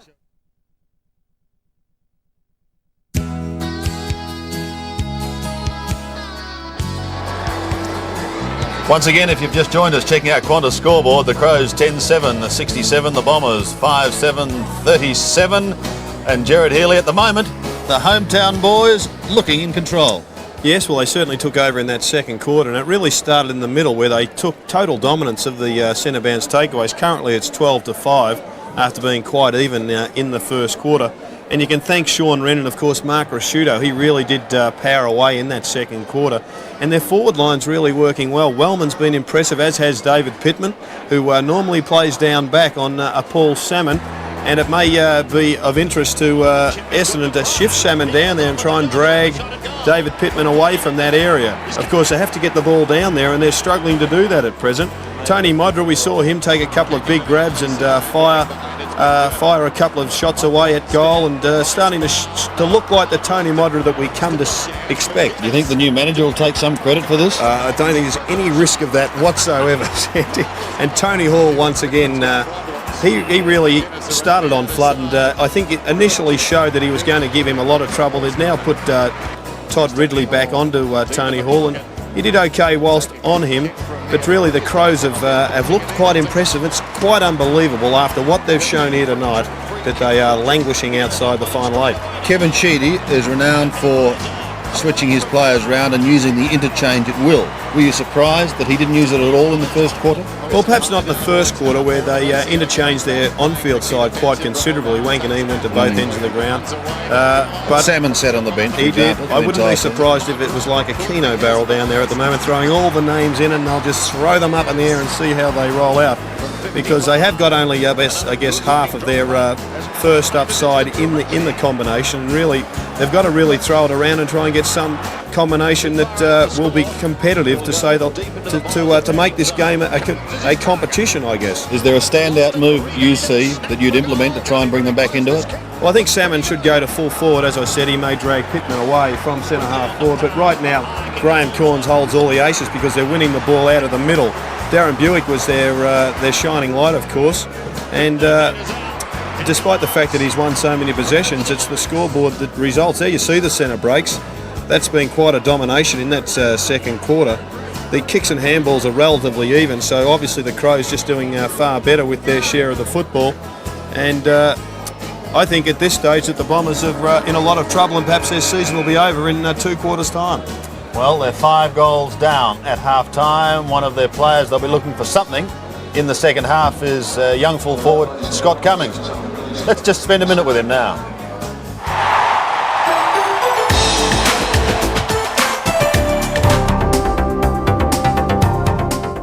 Definitely John Todd. I've got to say Don Scott. Yeah, Don Scott, because I just don't like him. Not being in a premiership side with Swan Districts. Home improvement. It's got to be the Bob Morrison show, I think. Not really, mainly a few of the boys call me Bart, obviously Bart Cummings. So. Paul DiMartino. Gary O'Donnell.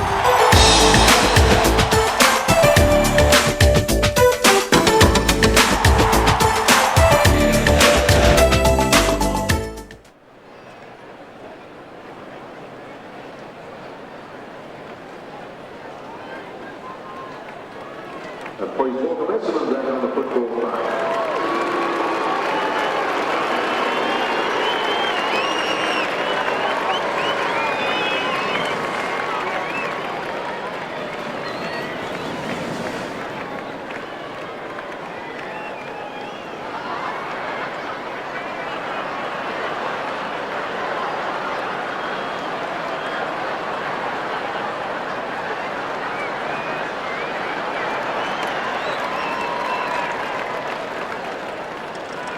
We're talking about Christmas here at the Convention Centre Football Park. But I'm sorry, Clark's not chicken on the menu. It's turkey or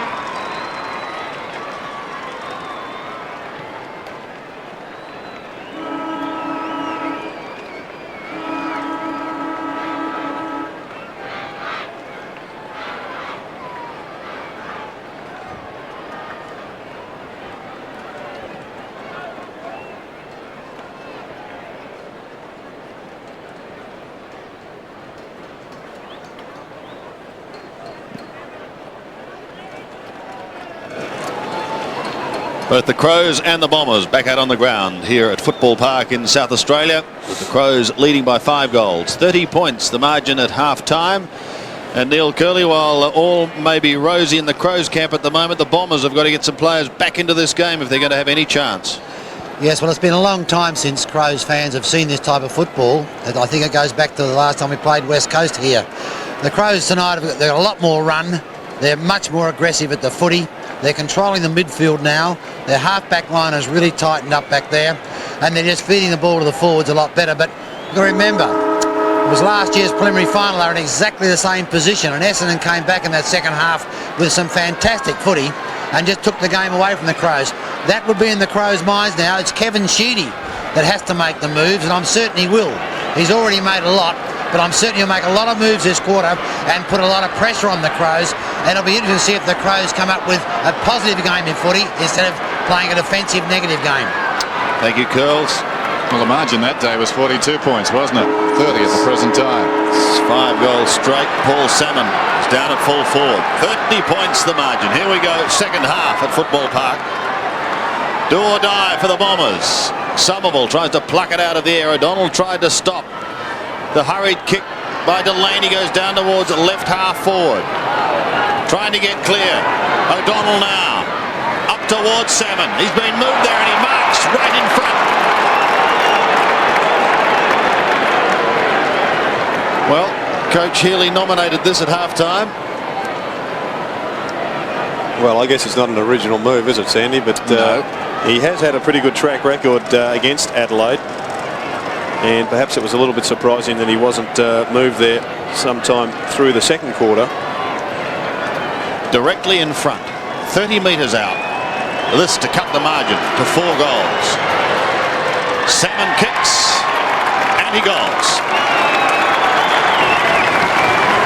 I think the other problem, of course, that Essendon have got is that they must get Gavin Wanganeen into the game. He's only had 5 possessions in a half of football, and he's a Brownlow medalist that needs to have a greater impact on the game. And when they're struggling, there's Ben Durlan getting a run in the second half.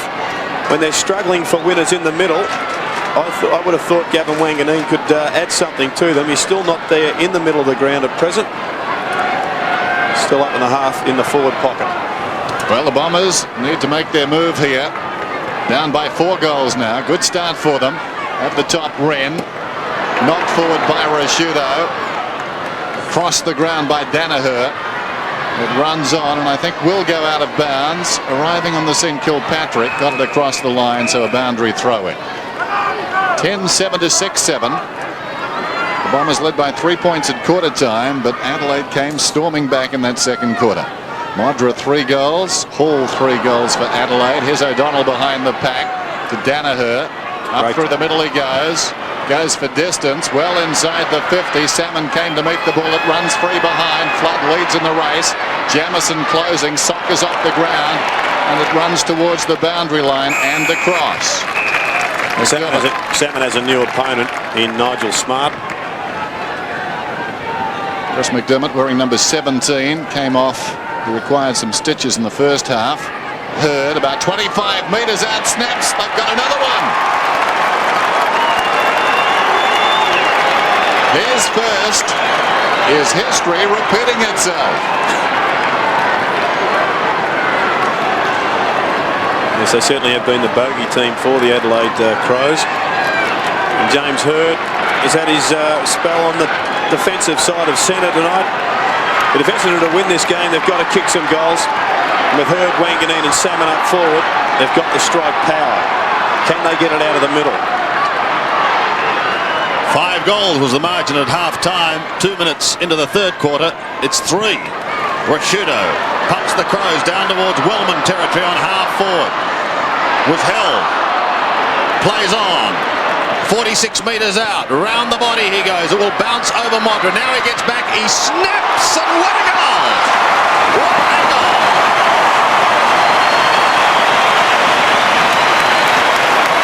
The Crows reply, Jared. And that they do, and it was always a favourite goal shot of Rex Hunt's. This one round the corner is already having an impact. Great goal to Tony Modra.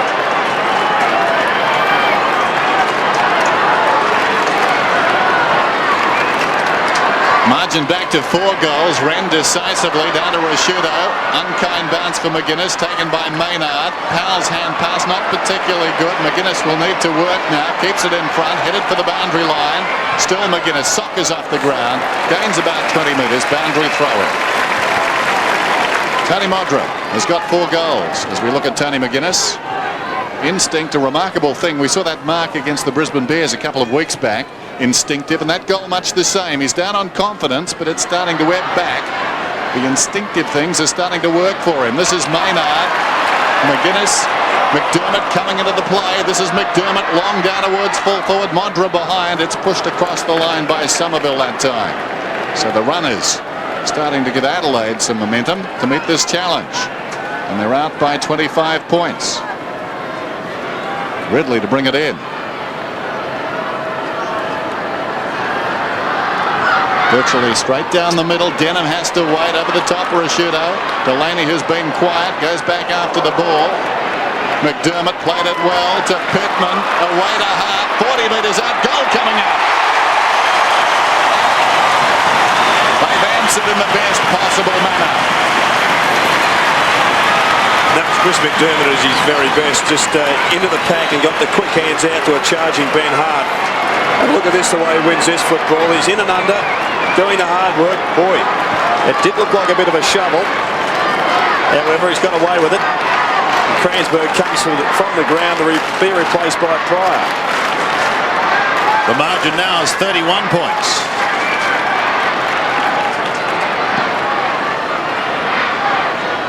Somerville goes at it. McGuinness missed it, so too Lee. Socket off the ground, down towards the half-forward line for the Bombers. Hurd to Delaney. Delaney's kick goes over the head of Salmon and over the boundary line in the right forward pocket.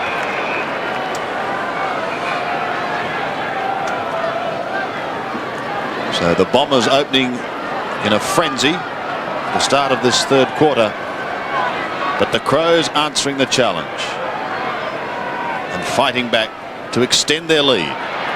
McGuinness over the line once more.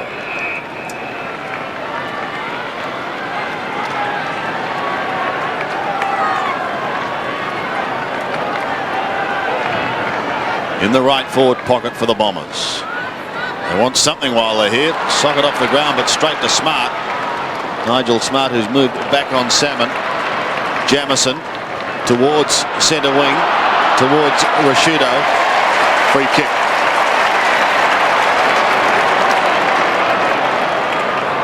Mark Rashido has been quite explosive. Finds Martin McKinnon. Drifts it up towards half forward, and the mark taken by Rodney Maynard. Well outside 50, but he's going to give Modra a chance to fly. He had to get over this man, Alessio, and he couldn't. Off he goes to Danaher as the Bombers make another change. Flood off, Kransberg on. And a throw in the Crows' attacking zone on their right half forward flank.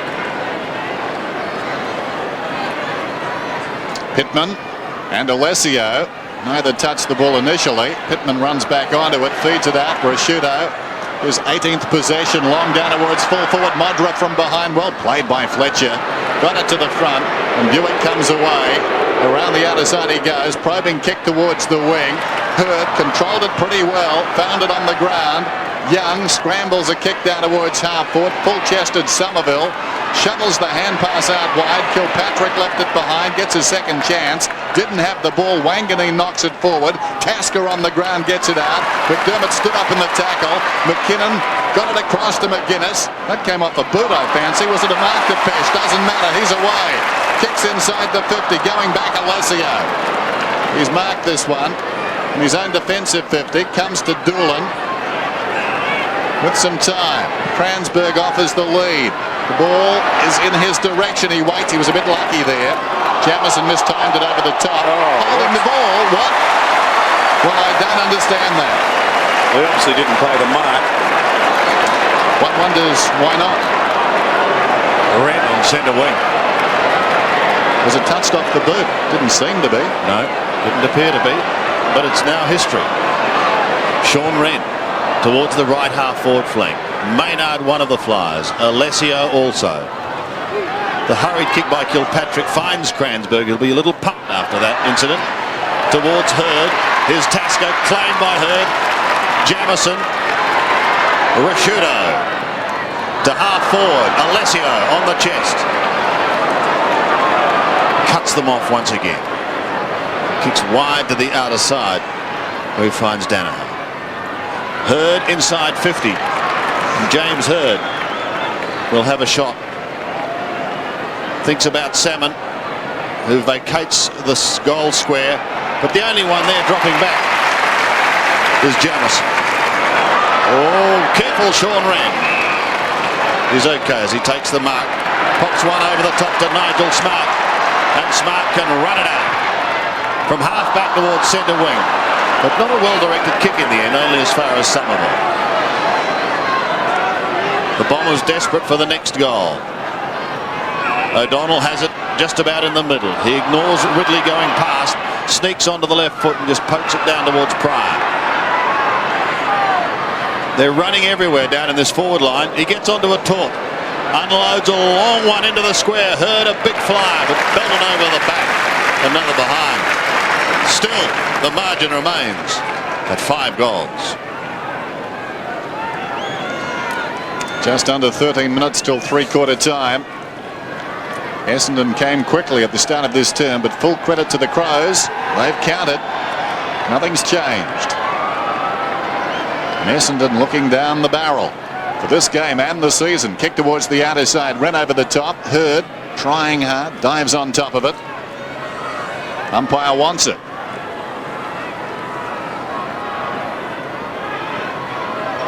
Bounce it right half forward for the Bombers. Wren hooks it towards the boundary line. Danaher in trouble. McDermott tries to crash his way through. Taken to the ground by Hurd. Another whistle. The breeze has dropped. It was blowing quite strongly right to left earlier in the night. Wren knocked it down. Chalmers, the hurried kick. The ball free on the wing. Rashudo almost. O'Donnell, as a result of the miss by Rashudo, met pretty solidly as he paddled it towards the boundary line. Hart coming in on him. And O'Donnell bounces back to his feet and waits for the throw-in. In fact, he'll contest the throw-in. Over the top, Wren got it down to McGuinness. In the grasp, goes looking for Pesh. Out of space, it's out of bounds. Still on centre wing. And the Bombers still unable to make inroads into the half-time lead. Here's Rashudo again. Putting them inside 50. At the back we've got Fletcher and Modra. Now Modra gets front spot. Nice hand pass away. Hurried kick is wide to the right.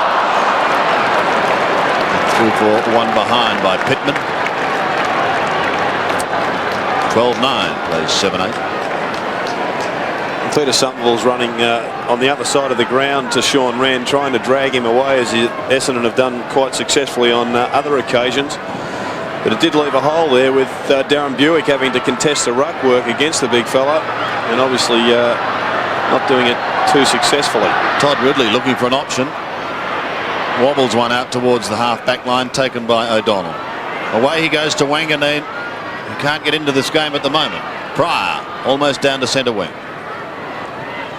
Over the middle he goes, up towards half-forward. Just a deft little touch, and it was quite effective by Lee.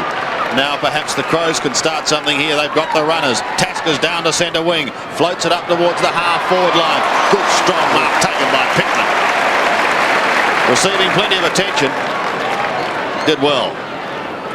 Just stabs short and finds Rashudo. 70 metres out. He in turn wants Modra. Fletcher the spoiler. Kilpatrick beaten by Wellman. Tries to bend it back. Doesn't do the right thing for him. And it goes out of bounds on the full. As Ridley plays on. Bringing it back towards half-back. Towards Ben Doolan.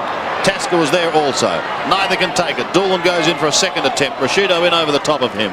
The umpire comes in and decides with 10.5 minutes remaining that he'll have it.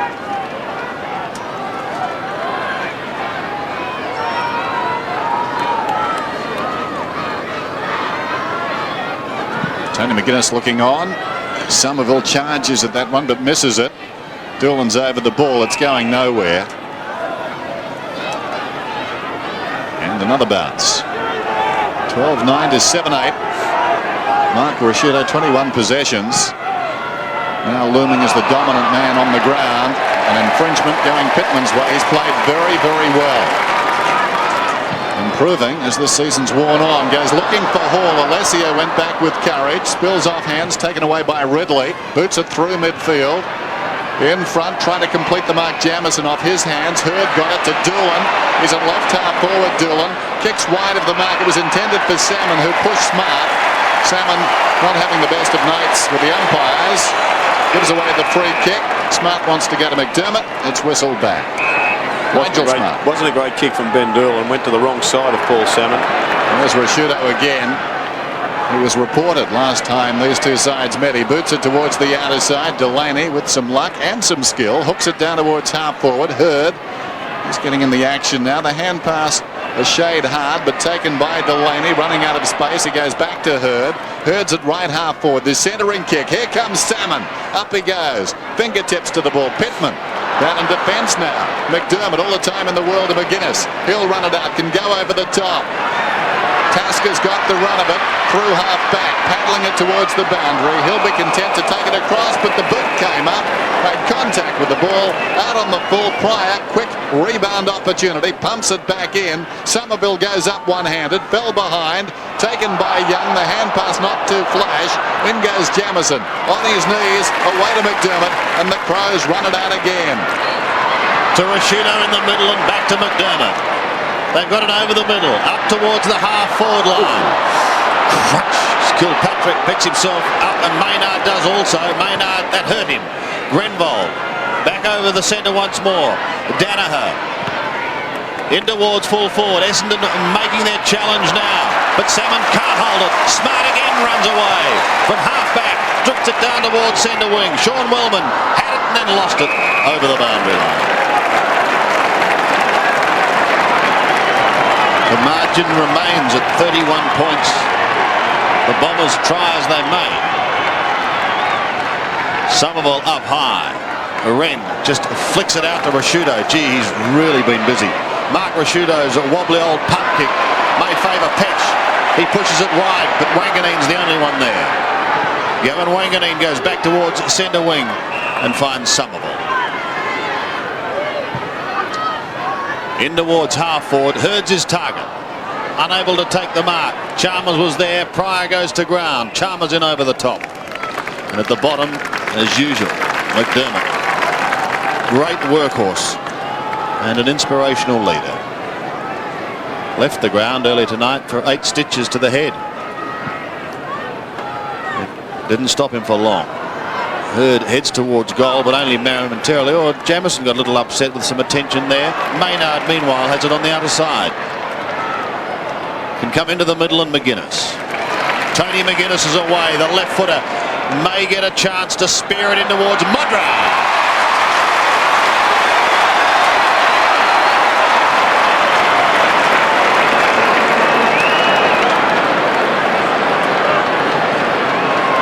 Ever reliable kick, Tony McGuinness. You'd love to be a full forward looking up and seeing that McGuinness is running onto his left foot.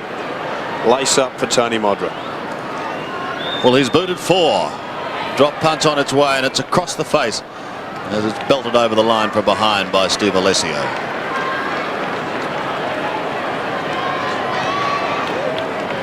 Time running out for Essendon in this third quarter. Ridley.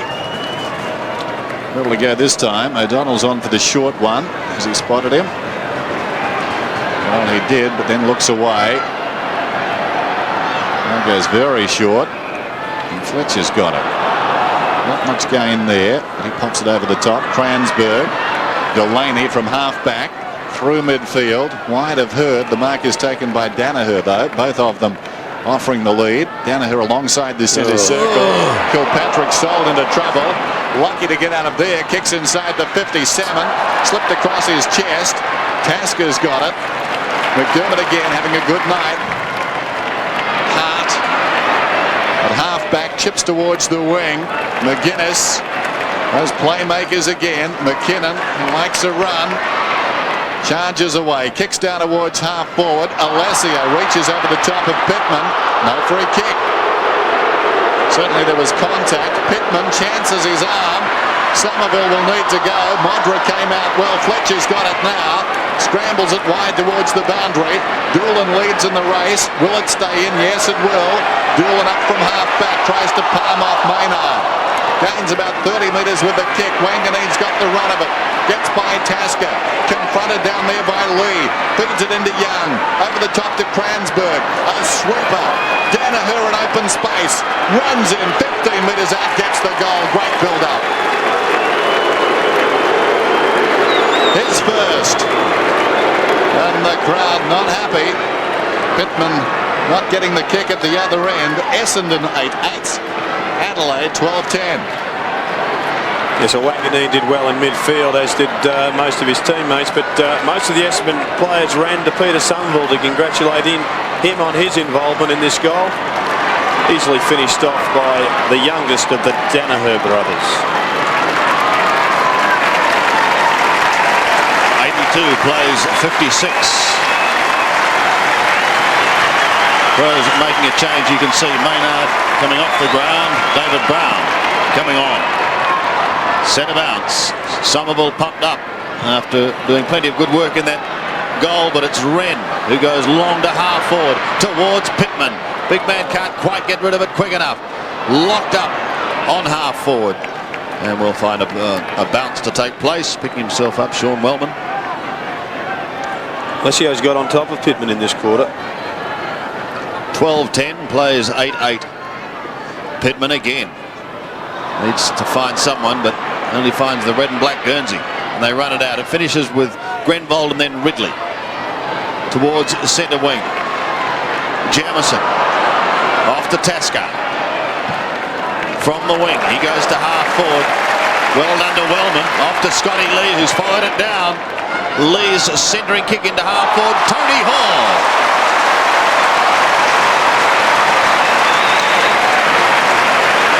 One back in the pack.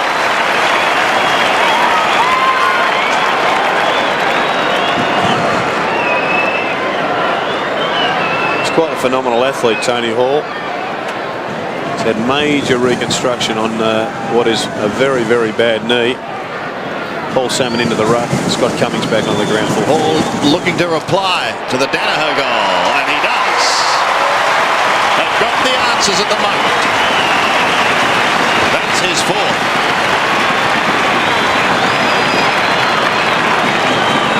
Yes, they just don't have enough winners on the ground at the moment, Essendon. Sean Tasker doing pretty well tonight. We mentioned at the start that he needed a solid performance to shore up his position at the club. And he's certainly doing that.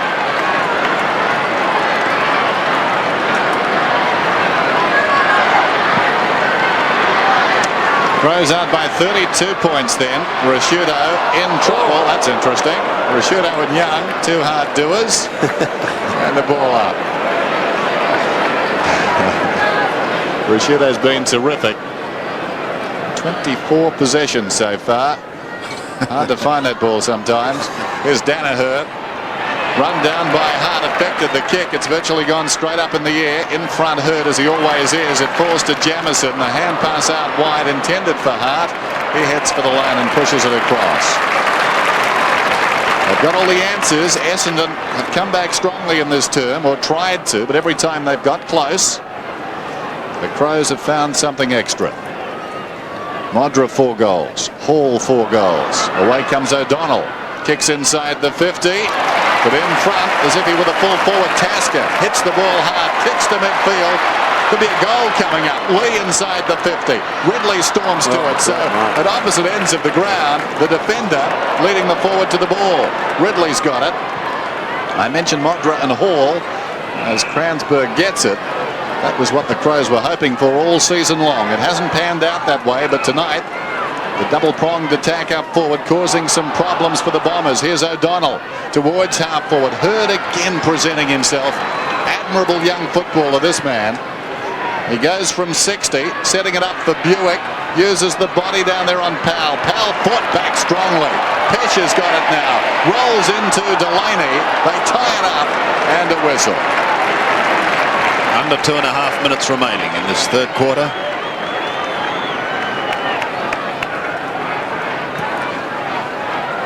.35 metres out from the Bomber scoring zone. Danaher tied up by Jamison.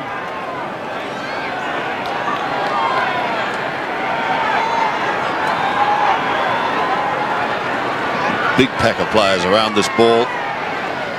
Vital time for Essendon. They could get another 1 or 2.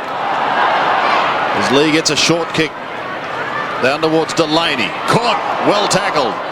Ball spills free once more. McDermott couldn't take it. Delaney can. He'll have another try.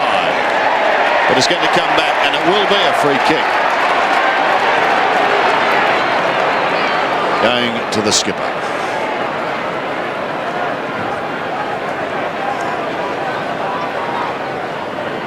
Just on the defensive side of centre wing. Gives it away to Pesh, who goes up towards the middle. And Sean Wren takes a timely mark. To half forward, and Pittman's his target there. Doesn't let him down. Oh, he does well. Oh, he hasn't finished yet. Now he has. Stabs it straight to Kransberg, who couldn't take it cleanly. Tony Hall's hand pass is smothered. Brown has just come on the ground, but can he get in the action? No. Through comes James Hurd. Off to O'Donnell. Another one to Kransberg. Back to Ridley. The Bombers out of trouble for the moment. Up to the half-forward line. Floating punt kick. No effect whatsoever. And Sean Tasker settles it down from half-back. Towards centre wing. Wanganeen, an effective spoiler. Scott Lee, a good scouter. Towards Modra territory. Ridley going back. Fletcher hurriedly gets boot to ball. A floating high kick. Lee will come over the top. He spoils. Waiting down is Wanganeen. May run out of room. And he sees it over the line. A cry of deliberate by the fans here and the members. But to no avail for the Crows. Thrown in. Backhanded down by Alessio. O'Donnell to Doolan. The clock is running against the Bombers now. 30 seconds remaining in the term. Pryor, who's been pretty handy, kicks well inside the 50. Cummings appear to be held. No free kick.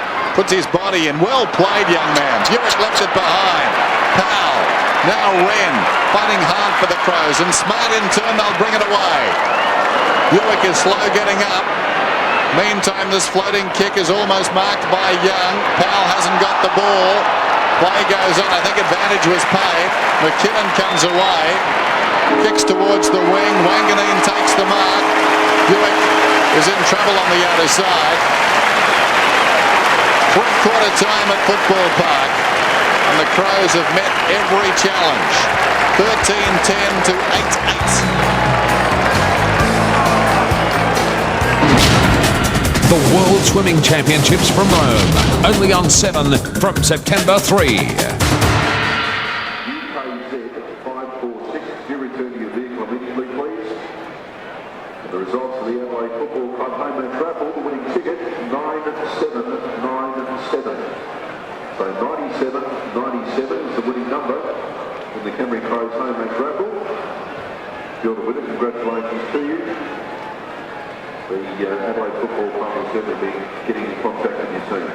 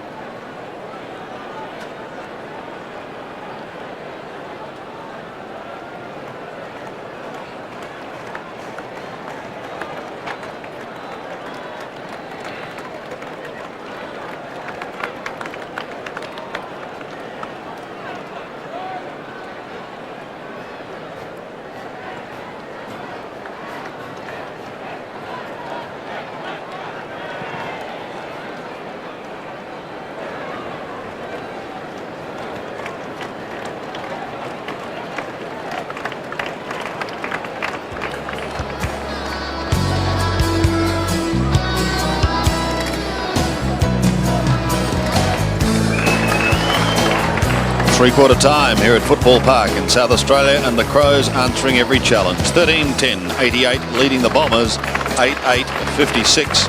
As we look ahead to round 24, the final round of home and away matches, and it will be this round that will virtually decide the top 8, the 8 that will play off for the 94 flag. On Friday night, they should get 75,000 at the MCG for the clash between Collingwood and North Melbourne. And then on Saturday, Essendon plays Carlton.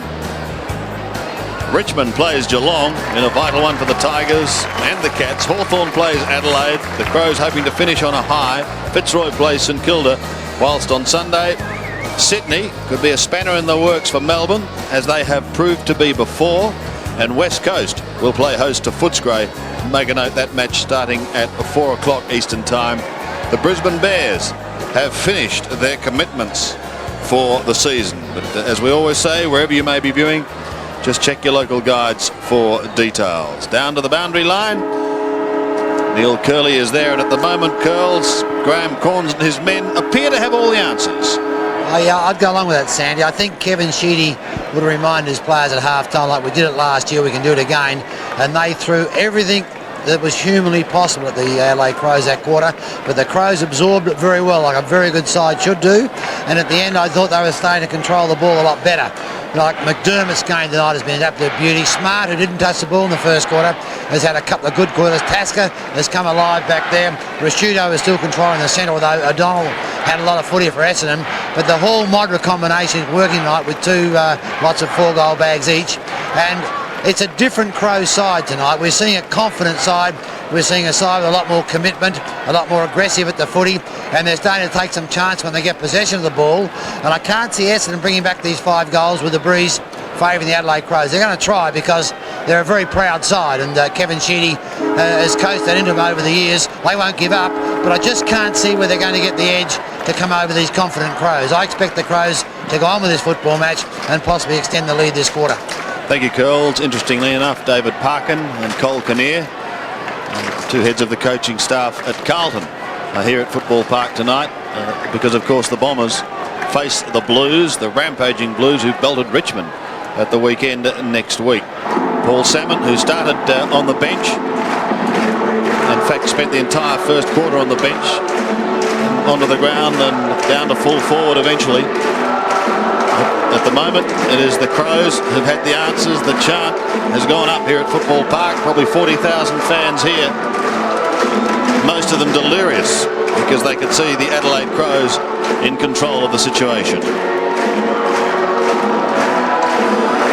Darren Buick is limping from the ground and no doubt a little foggy in the head. This is why. Jared.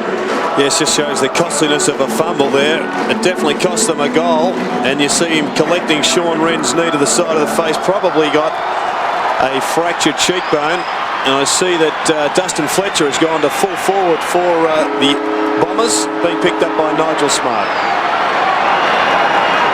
So here it is, the final quarter for the Adelaide fans at home for the year. Will they go out on a mighty high?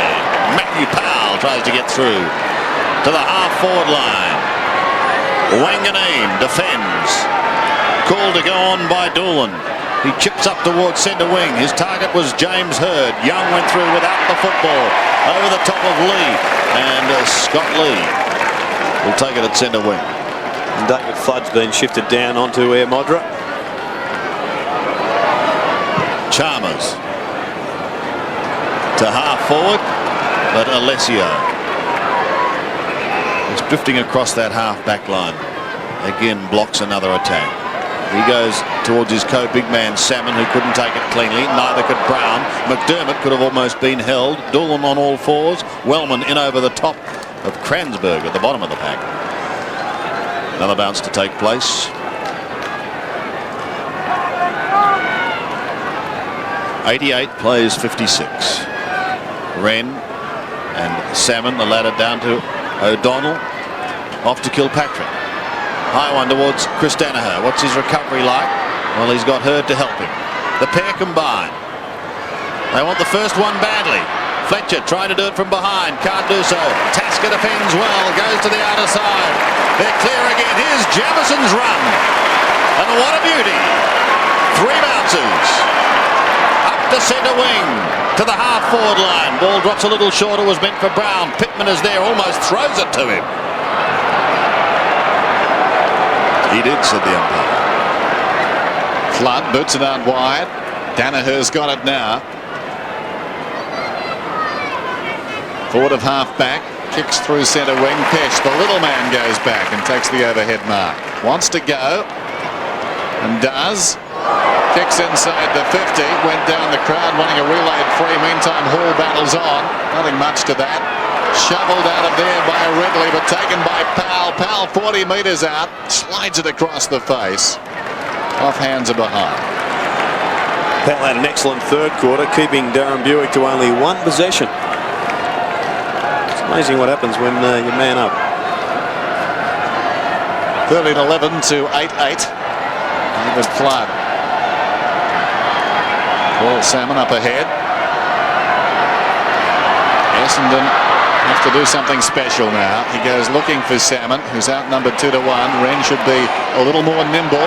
Thought about taking him on. Gives it to Hart instead. Hart comes across the ground. Rashudo, who's been terrific, 25th possession upcoming for this young man, possibly now emerging as the best on the ground. Down towards full forward. Modra's in front.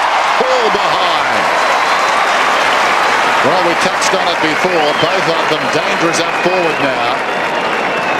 They were very conscious of Modra here.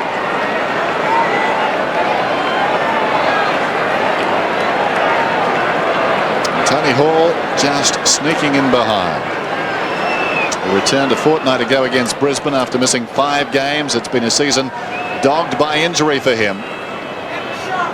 Going at goal number 5 here to virtually seal the game. And he's got it.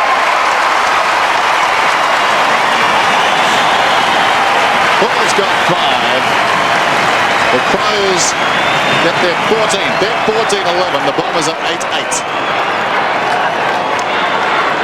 Well, I don't think anybody in Adelaide would dispute the fact that the Crows have had an absolute shocker this season. I personally tipped them for the grand final, and that may be tautology, but I'll be back on them again next year. 14-11, plays 8-8. Back in the middle, Salmon and Wren. Down to the half-forward line again. Down towards the danger players. Pittman, Hall, no free kick. Play on, Wanganeen. Back towards centre wing and Danaher. Excellent. Well done by McKinnon. Wanganeen again. To centre wing. Salmon. Been a dog of a day for him. Rashido, Wren and McGuinness combined. McDermott, back to McGuinness. He's almost done a 360. Round the body he comes towards centre wing. Wellman doing it with one hand. Wanganeen at the back. Step passes in towards centre wing. There's no mark there. It was taken on the half volley. Kransberg picks himself up. And a ball up. A bounce on centre wing. 56 plays 95.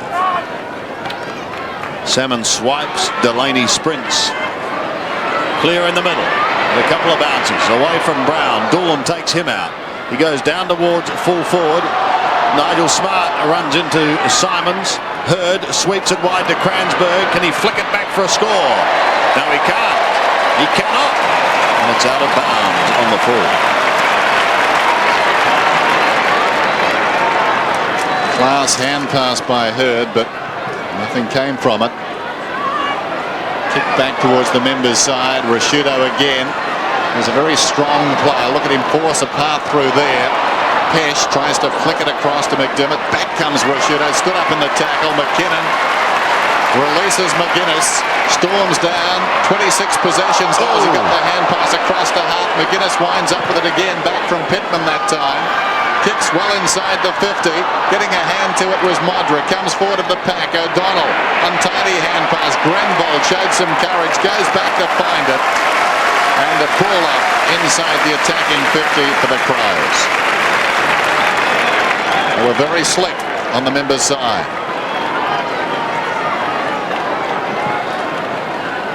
Alessio and Pittman. Pittman gets it down. O'Donnell goes to ground. Pittman suckers off the ground and somehow found Tony Hall. Well, the advantage, I guess, of playing in front.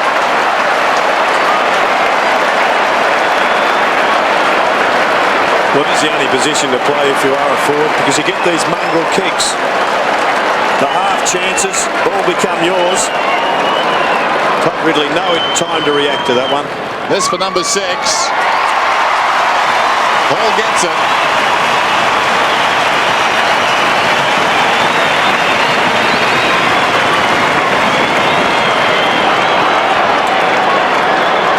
Yes, if you're going to play the percentages up forward, you must play in front, particularly out of the centre when these quick kicks are thrown onto the boot. They haven't got the precision of a player streaming down the ground. Tony Hall does it to perfection. 45 points is the margin here at Football Park, favouring the Crows. 15-11 to 8-8, just under 14 minutes remaining. So they're giving their fans something to think about. And remember, over the summer months, as we go back in the middle, look at this raging bull, Rashido. Down to the half-forward line once more he goes. Down towards Pittman. Wanganeen under pressure. Gives it away towards Ridley across half-back. Kicks it high and wide. Maybe too wide.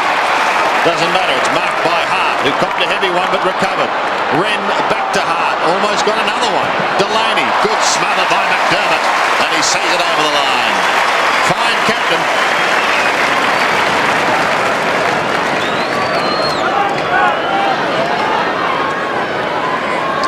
On centre wing. Somerville. McGuinness. He's trying to spoon it up for himself to see if he can make it sit. Oh, he goes out the back door miraculously. Then kicks it long up towards Pittman, who got up high. Couldn't complete the mark. Wellman is there. So too Pesh. It's the latter who looks towards Modra. Which way will he go? He recovers quickly. He suckers off the ground. Well, if he was in top form, he would have kicked it. One behind. Just goes to show the speed and agility of which he's got. Certainly no match, or David Flood would be no match for him once the ball hits the ground. Flood has it in the back pocket. He goes to centre wing. Fletcher. Grenvold. Dustin Fletcher picks it up, goes inside towards Gary O'Donnell. He's tried hard. O'Donnell up towards centre wing. Somerville in opposition to Lee. And for the first time tonight, a rather soft-looking 50-metre penalty. David Flood coming off for the second time this evening. And Scott Cummings is back on the ground. As we see, well, there was perhaps some justification. Cummings going forward. And Dustin Fletcher back onto Modra. Peter Somerville looking for his first goal and the 9th for the Bombers. From 46 metres, he's not going to make the distance. Pushing it out in front. Belted down towards Nigel Smart. Pushes it wide towards Hart. Around he goes, looking for the hand pass. Finds Chalmers. He wants to give it, should have perhaps given it to McGuinness, who called for it. Instead, he just bolts it high in towards the middle. Out the back it goes towards Wanganeen. He'll try and look to bring the Bombers into attack once again through Pryor. Pryor, his 18th possession, down towards half forward. Hurd again. Never stops leading. He's down towards right half forward. Centering kick, setting it up for Somerville from behind. Up he goes, hands to it, couldn't hang on. McDermott comes away again. He's played very well. High kick towards half forward, pitting Pittman against Alessio. Alessio fisted away. Pesh, they've got the numbers. Wellman going for another goal. He kicks from 45 and it's through, his third.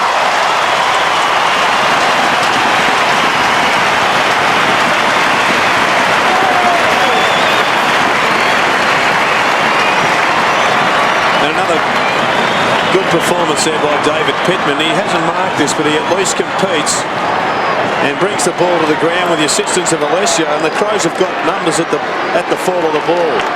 Pesh, who had a horror start with Buick running wild, gets it to Wellman, who goal. So the Crows now out by 52 points. A collision of the ruckman. Wren runs onto the loose ball, feeds Brown, kicks inside the 50. Modra came on the lead. Fletcher did well to fist away. Surely an Essendon free kick. A tackle on Ridley, and the ball was on the ground. He plays on immediately. Fletcher has played at both ends tonight. Swings it out wide. Somerville will need to stretch. Almost a very good mark, but as it turned out, the ball's gone out of bounds. Well, they say to go at the ball. He did that. Just couldn't quite control it. On centre wing, he's up to do the ruck work once again. Denham taken out of it, and taken well out of it by Matthew Powell, who kicks it high towards half forward Pittman. All about the hand pass, now goes back. Looks towards Modra territory. Edged out of it. Fletcher marks in front of 41,669 people. So they've come in force to say farewell. Doolan across half back. Finds the run of O'Donnell. He goes across the middle towards Danaher and Hurd. Taken by Danaher. High kick in towards full forward. Ingerson got a hand to it. Tasker, the hand pass. Over to Lee. Can chip one again. They're out of trouble. They've got the numbers. Hart goes towards McGuinness, who can start to run. Growing with confidence all the time. He heads towards Mudra. Couldn't take it. And then he lets Gavin Wanganeen, who in turn goes short to Barry Young. He plays on. Denham. The hand pass away again. Back to Young. Trying to run through the centre. Couple of bounces. He's still going. Taking them on. Low trajectory kick towards Simons. Tries to shovel it out the back door. Needs support and didn't have it, however. McDermott to Wiedemann. Up towards Pittman. Off to Brown. Crows finishing full of run. In towards Wellman, who may just get there in time. Yeah, well, fans thought he did. I must admit, I thought he did. What do you think, Jared? I thought he did also, Sandy. Throw.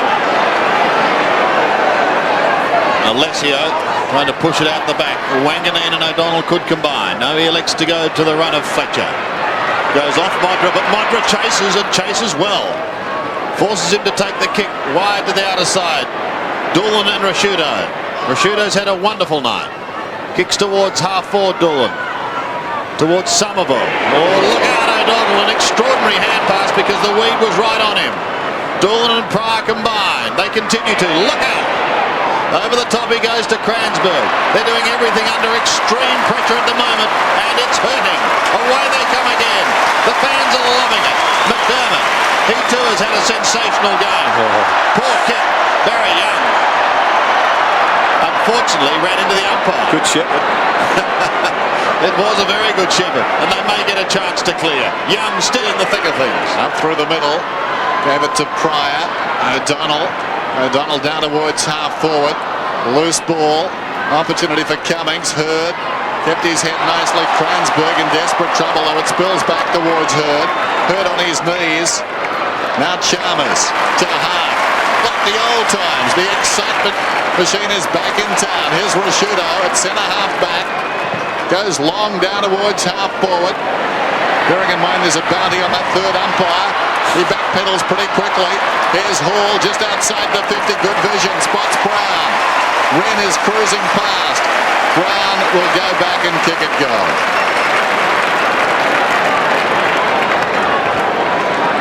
Well, the ground is abuzz at the present time. The Crows nothing to play for, but they are moving the ball very, very well.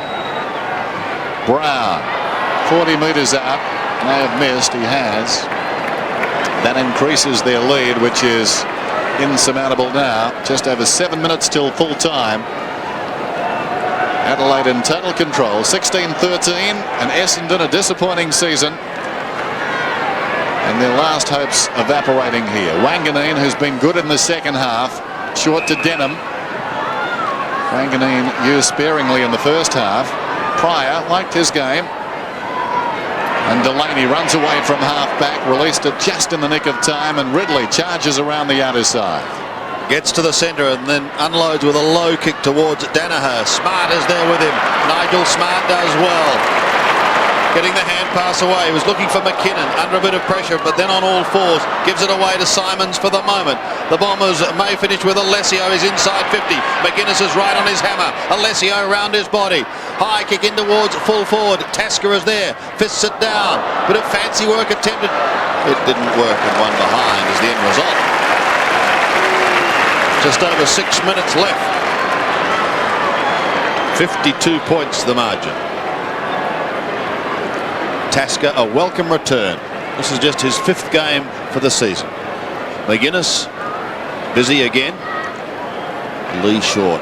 McKinnon back to McGuinness, who continues to run almost down to the centre. Now towards half forward. Wanganeen drops back. Perhaps a lack of talking. It opens the door for Wellman, who in turn gives it straight back in sympathy perhaps to Wanganeen. Pryor on half back. Kicks over the middle. Floating mark taken by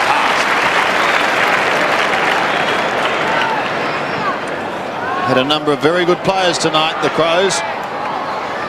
Doolan flicks it nicely towards Ridley, who, realising he's in the clear, ambles away. Kicks towards Simons, out on a long lead, but Scott Lee caught one in the back, and he'll cop a free kick. Just going through some of the on-ball players. McGuinness has had 29 possessions, Rashudo 28, McDermott 28 also, and Ben Hart on the wing 18. Now that was just about one of the leaps of the year. Well, it was one of the leaps of the year. It was almost one of the marks of the year. Oh, they're stunned here. Pryor. What could have been? Yes. At the back, Simons. Back to the game. Delaney. Round his body, over the top. He's hoping it will bounce the right way. It doesn't. Nigel Smart is there on the last line of defence. He's got 5 or 10 of them calling for it. That's the enthusiasm in this Crows line-up at the moment. Finishes with Hart on to Wiedemann. Away goes the Weed. Centering in towards the middle, and Brown. David Brown spent time on the bench, and he's loving a run. Modra may have another fly here. He's determined to finish on a high, if I can use that phrase. Here's Wanganeen. Chased by Modra. Bit of skill there. Good shepherd from O'Donnell. Wanganeen in short. Denham's got it. Just over 4 minutes till full time. Sean Denham, forward at half-back, chips it out wide. Kilpatrick, troubled by the lights initially, takes the mark. Took a long time to move the ball, but gets it to Somerville. Somerville about 65 metres from goal. Taking his time now. Nothing much happening. He centres the ball. Not a particularly good kick. Pesh came in, got fingertips to it. Ingerson, Rashudo breaks away, goes towards half forward. Up in front, Pittman. He's been very good. The longer it's gone, the better he's gone. He hooks it down towards full forward. Hall, but wide of him, it bounces away and out of bounds. Well, let's take a look at it again. Yes, he got up that high, and oxygen mask just about dropped out. And that would have hurt when he came down. Takes a bit of courage to constantly try that. Make your living flying like that, and Modra does. He'd done the hard stuff, just didn't hang on to the ball. The leap was perfectly timed. Alessio kicks it out of bounds on the outer side.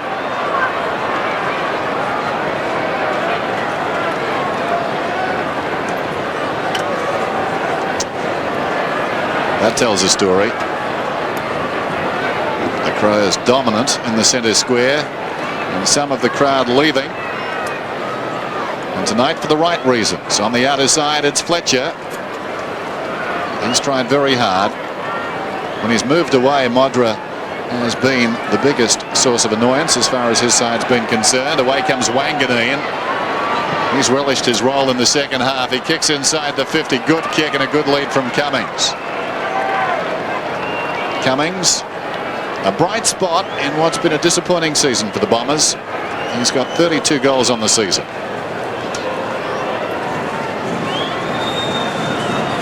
He'll kick from about 35 metres out, as always, coming off a long run.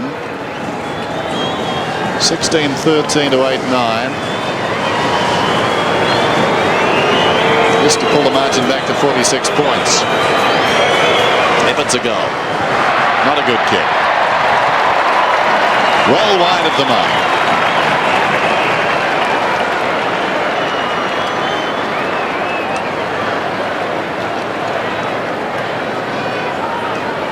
Graham Corns could be well satisfied with his finish. He can only ponder what might have been. Pesh to Brown. David Brown on centre wing. Spears it into Pittman, who's had a big night. And maybe a very important one in his career. Brown in towards Modra again. Almost gave away a free kick trying to do the work from behind. Tony Hall gets in the thick of things, so too Wellman. And it will finish with Modra. Oh dear. Luck for all the hard work.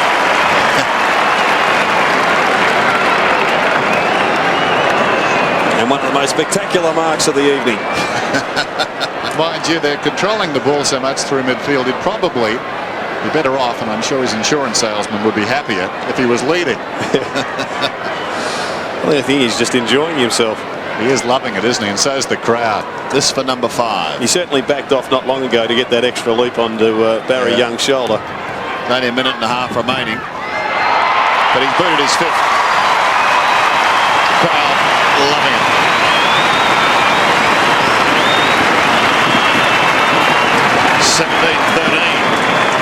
Plays 8-10.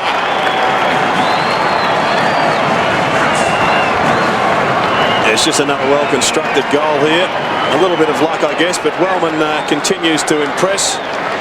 Along with Martin McKinnon, who I think's had an excellent night. He's been very impressive on the half-back line for the Adelaide Crows, and they've unearthed a number of very good players that'll hold them in good stead in 1995, where I'll be supporting them again, I think, for a pretty high finish, despite this year's disappointments.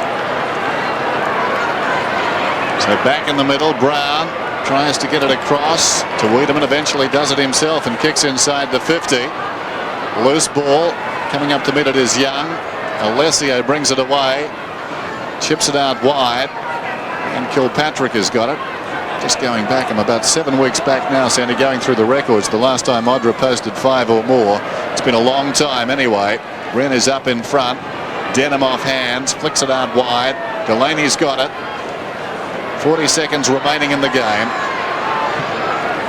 Wanganeen inside the 50. Ingerson up, off his hands. Hurd still fighting hard on the forward line. Fickle bounce down there for Pryor. Back comes Tasker across the goal face.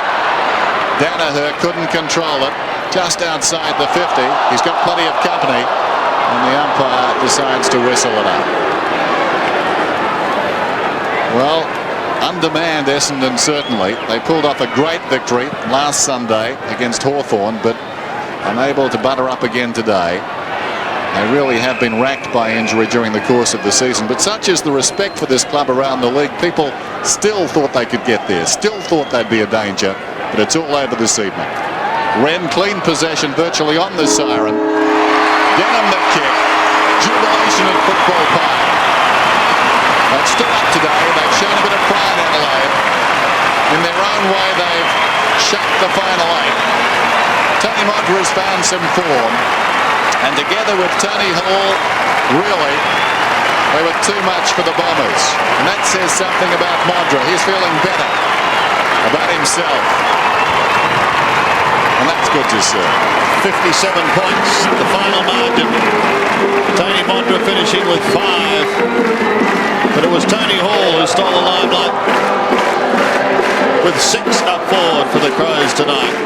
Their season is over. And it could also be over for the Bombers. Smiling Sean Wren. Perhaps he may now look towards the individual honour, that being the Brownlow medal, as he and his teammates get a standing ovation as they head towards the rooms. It'll be interesting to see where this football team is in 12 months' time. I'm not sure I share Jared's optimism about them. It's going to be interesting, isn't it? Certainly is. Let's go down to the ground. Couple of fine performers with Neil Curley. Curls. Thanks, Andy. Well, Chris, the fans have been waiting a long time for that sort of effort and commitment. It was all there tonight, and the result was on the board. Yeah, it certainly was. I guess we've been waiting for it too, to be able to put it together for 4 quarters, and so we went in the game with a set sort of game plan to try and run the ball a little bit further. I mean, we've fallen into a bad habit of bombing the ball to centre half forward, so we just tried to run it a little further. It seemed to work, and the kids were tremendous tonight. They were outstanding. Well, that was one of the big things. Midfield, Mark, you tore them apart early, and the rebound from defence and the forward handball coming out of defence set the play up. Yeah, I thought the back line was excellent tonight with Task back there for the first time for a while. He ran the ball out well, so did Nigel, and there was plenty of others. And Bone, the captain, excellent again. Forgot about him. It was just a good team effort tonight. There's one more week to go, and we want to see that commitment again. Yeah, absolutely. I mean, we've struggled so far this year to put a win or 2 wins on end, and be a good way to finish the year. All the best, boys. Go and enjoy yourself. Back to you, Sandy. Thank you, Curls. Good to see him with a smile on his face. Oh, well, it's good to see the boys after a win like that, because it has been a long time, particularly for McDermott, who's been an admirable leader. Interesting too, just looking at that final term for Essendon, the reigning premiers went without a whimper, Sandy, just 2 points in the last quarter. Goalless last term for them, so that's disappointing. Yes, in fact, 5 goals in the first half and they managed just 3 in the second, so disappointing finish for the Bombers. Just repeating the final scoreline here at Football Park in front of a crowd of 41,669 as they start to depart. Adelaide 17-13, 115, defeating Essendon 8-10, 58. Who'll take Charlie home this year? The Brownlow medal count, exclusive to 7 Sport, coming soon. So just been advised there, of course, the program is incorrect. All those games are going to be played on Saturday. To complete the AFL one-round series, all games being played on Saturday. So Lord versus Lord Adelaide here at Football Park on Saturday.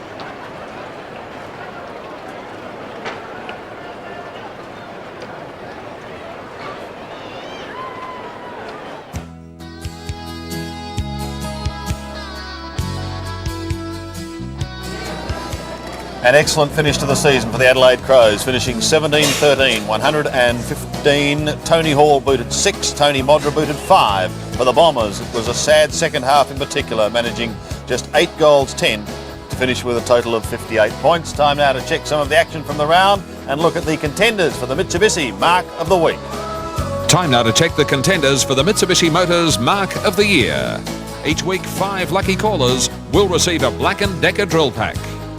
But trailed at halftime by 16 and let's have a look points. at number 1, Todd Ridley. Make a note of the phone number if it's the Ridley mark you like. That was when the Bombers were hot against the Hawks. Earl Spalding, also in fine form against the West Coast Eagles, coming over the pack. Here's Glenn Archer. Oh, what a wonderful like an acrobat. by Archer from nowhere. Bring it up Coming over the top. There's a Matthew Phoebe. Brilliant mark taken by Matthew Phoebe over the back. And rarely out of the action is Gary Ablett, but this time not soaring in the sky as we check the phone numbers. Now, if it is Todd Ridley you like, it's 0055 and then 60681. If it's Earl Spalding, 60682. If it's Glenn Archer, 683. If it's Matthew Phoebe, 684. Or if it's the Geelong number 5, it is 685. So go to it and put in your votes, as I'm sure you will do as soon as we get off air. Well, disappointing finish for the Bombers, Jared, but the Crows, I mean, the fans will be swarming out of here now saying, why the heck didn't they done that for the past few weeks? Well, I guess it's difficult to judge exactly how good their performance was, considering that Essendon certainly didn't have their best side on the track, but True. you can only beat the opposition that's out there, and they Correct. did in fine style. They had a number of good players. Well, in fact, they had half a side of good players. I thought Chris McDermott led them admirably.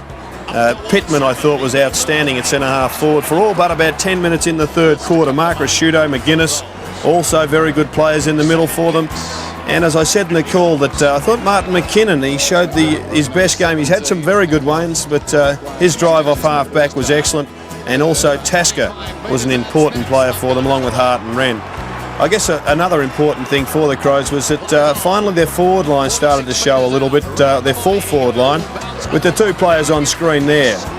Modra, when he's firing, well, the Crows are usually firing, and Tony Hall came to the party again tonight. He was dominant. McDermott led from the front, as we said. Perhaps a little bit of a throw, yes, but a fine goal from the wing, from Ben Hart. And they have got plenty of talent, the Adelaide Crows. It's just difficult to know where, in fact, they went wrong.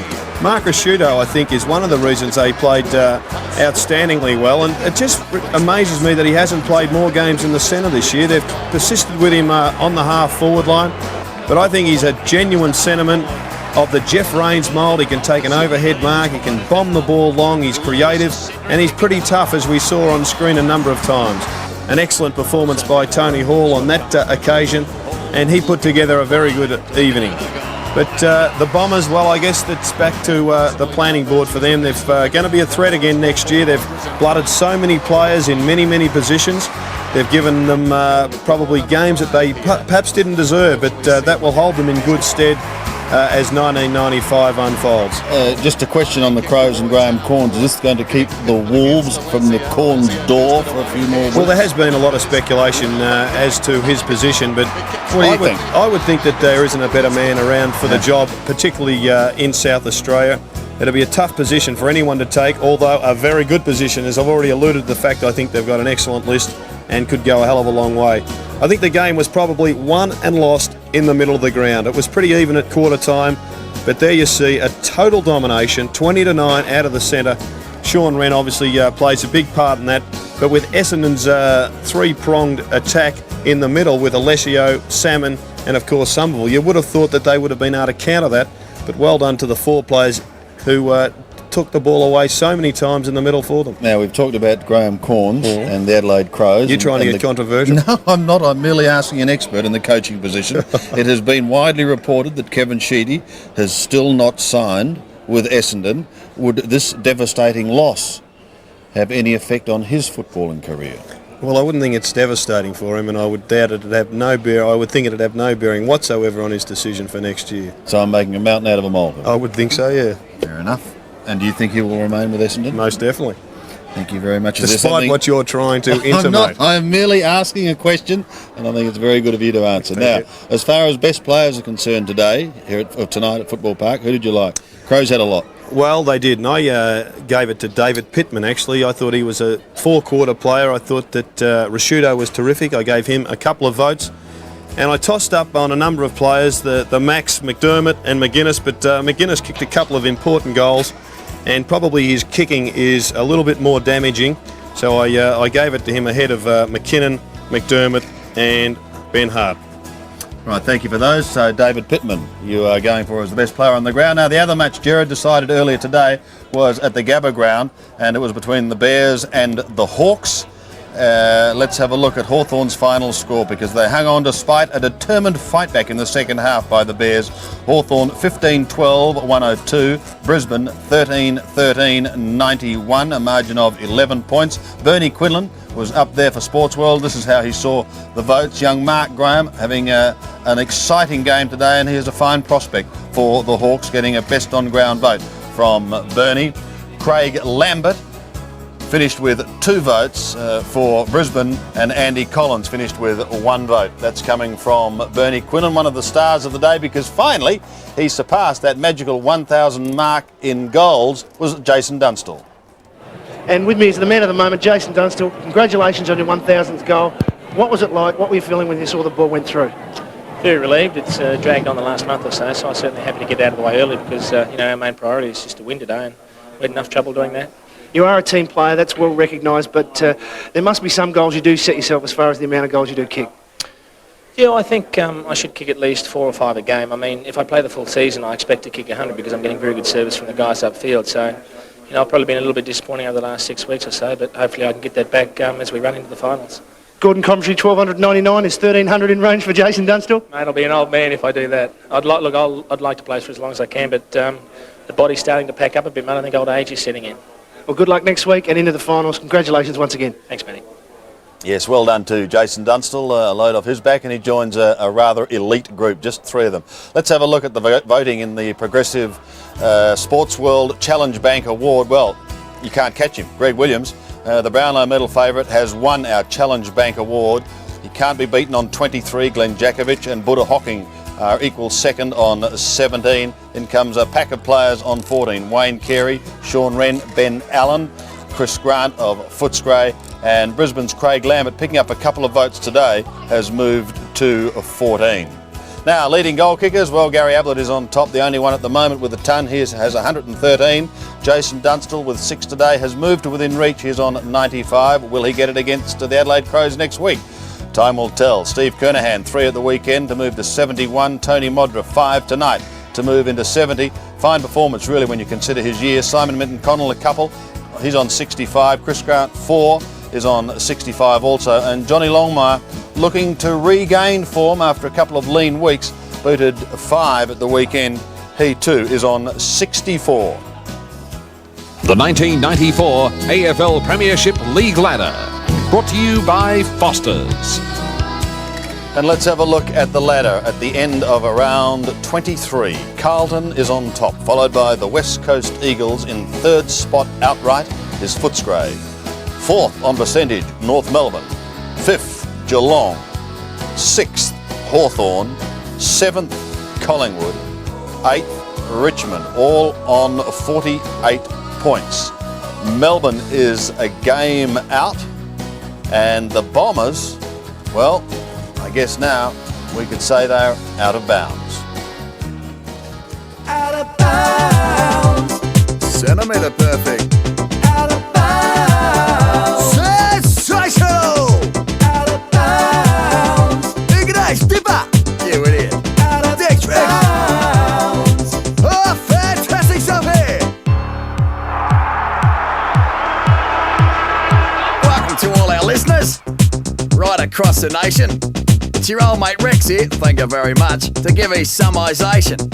The kiddies there, Shane Healy, along with Dakes and Dipper, will even cross around the grounds. This day should be a ripper. We've even got Darryl Eastlake coming live from the SCG. Dennis Committee from the Wacker. How exciting that should be. Centimetre perfect. I know sometimes I get carried away and make those funny sounds. Look, it's only a game. Occasionally we all go out of bounds. Centimetre perfect kick to Matera, who runs down 45, like a cork in the ocean, over his shoulder for a goal. Thank you very much. Thank you very much. Out of bounds. Oh! Out of bounds. Come on, guys. Out of bounds. Like a cork in the ocean. Oh, g'day, it's Dipper here. I'm calling from the boundary line. I try and talk to the coaches, but they give me the one finger sign. Oh, I know how you feel, Dipper. It's Darryl Eastlake here. Oh, this guy's fantastic. Sensational. Come on.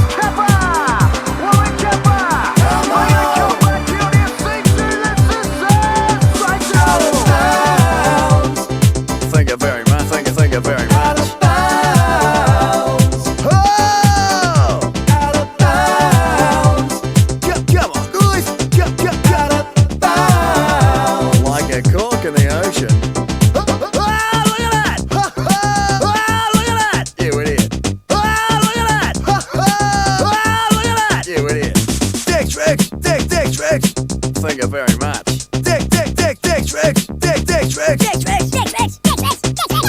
on! With the ball now, he's tackled strongly by Johnny Hassel.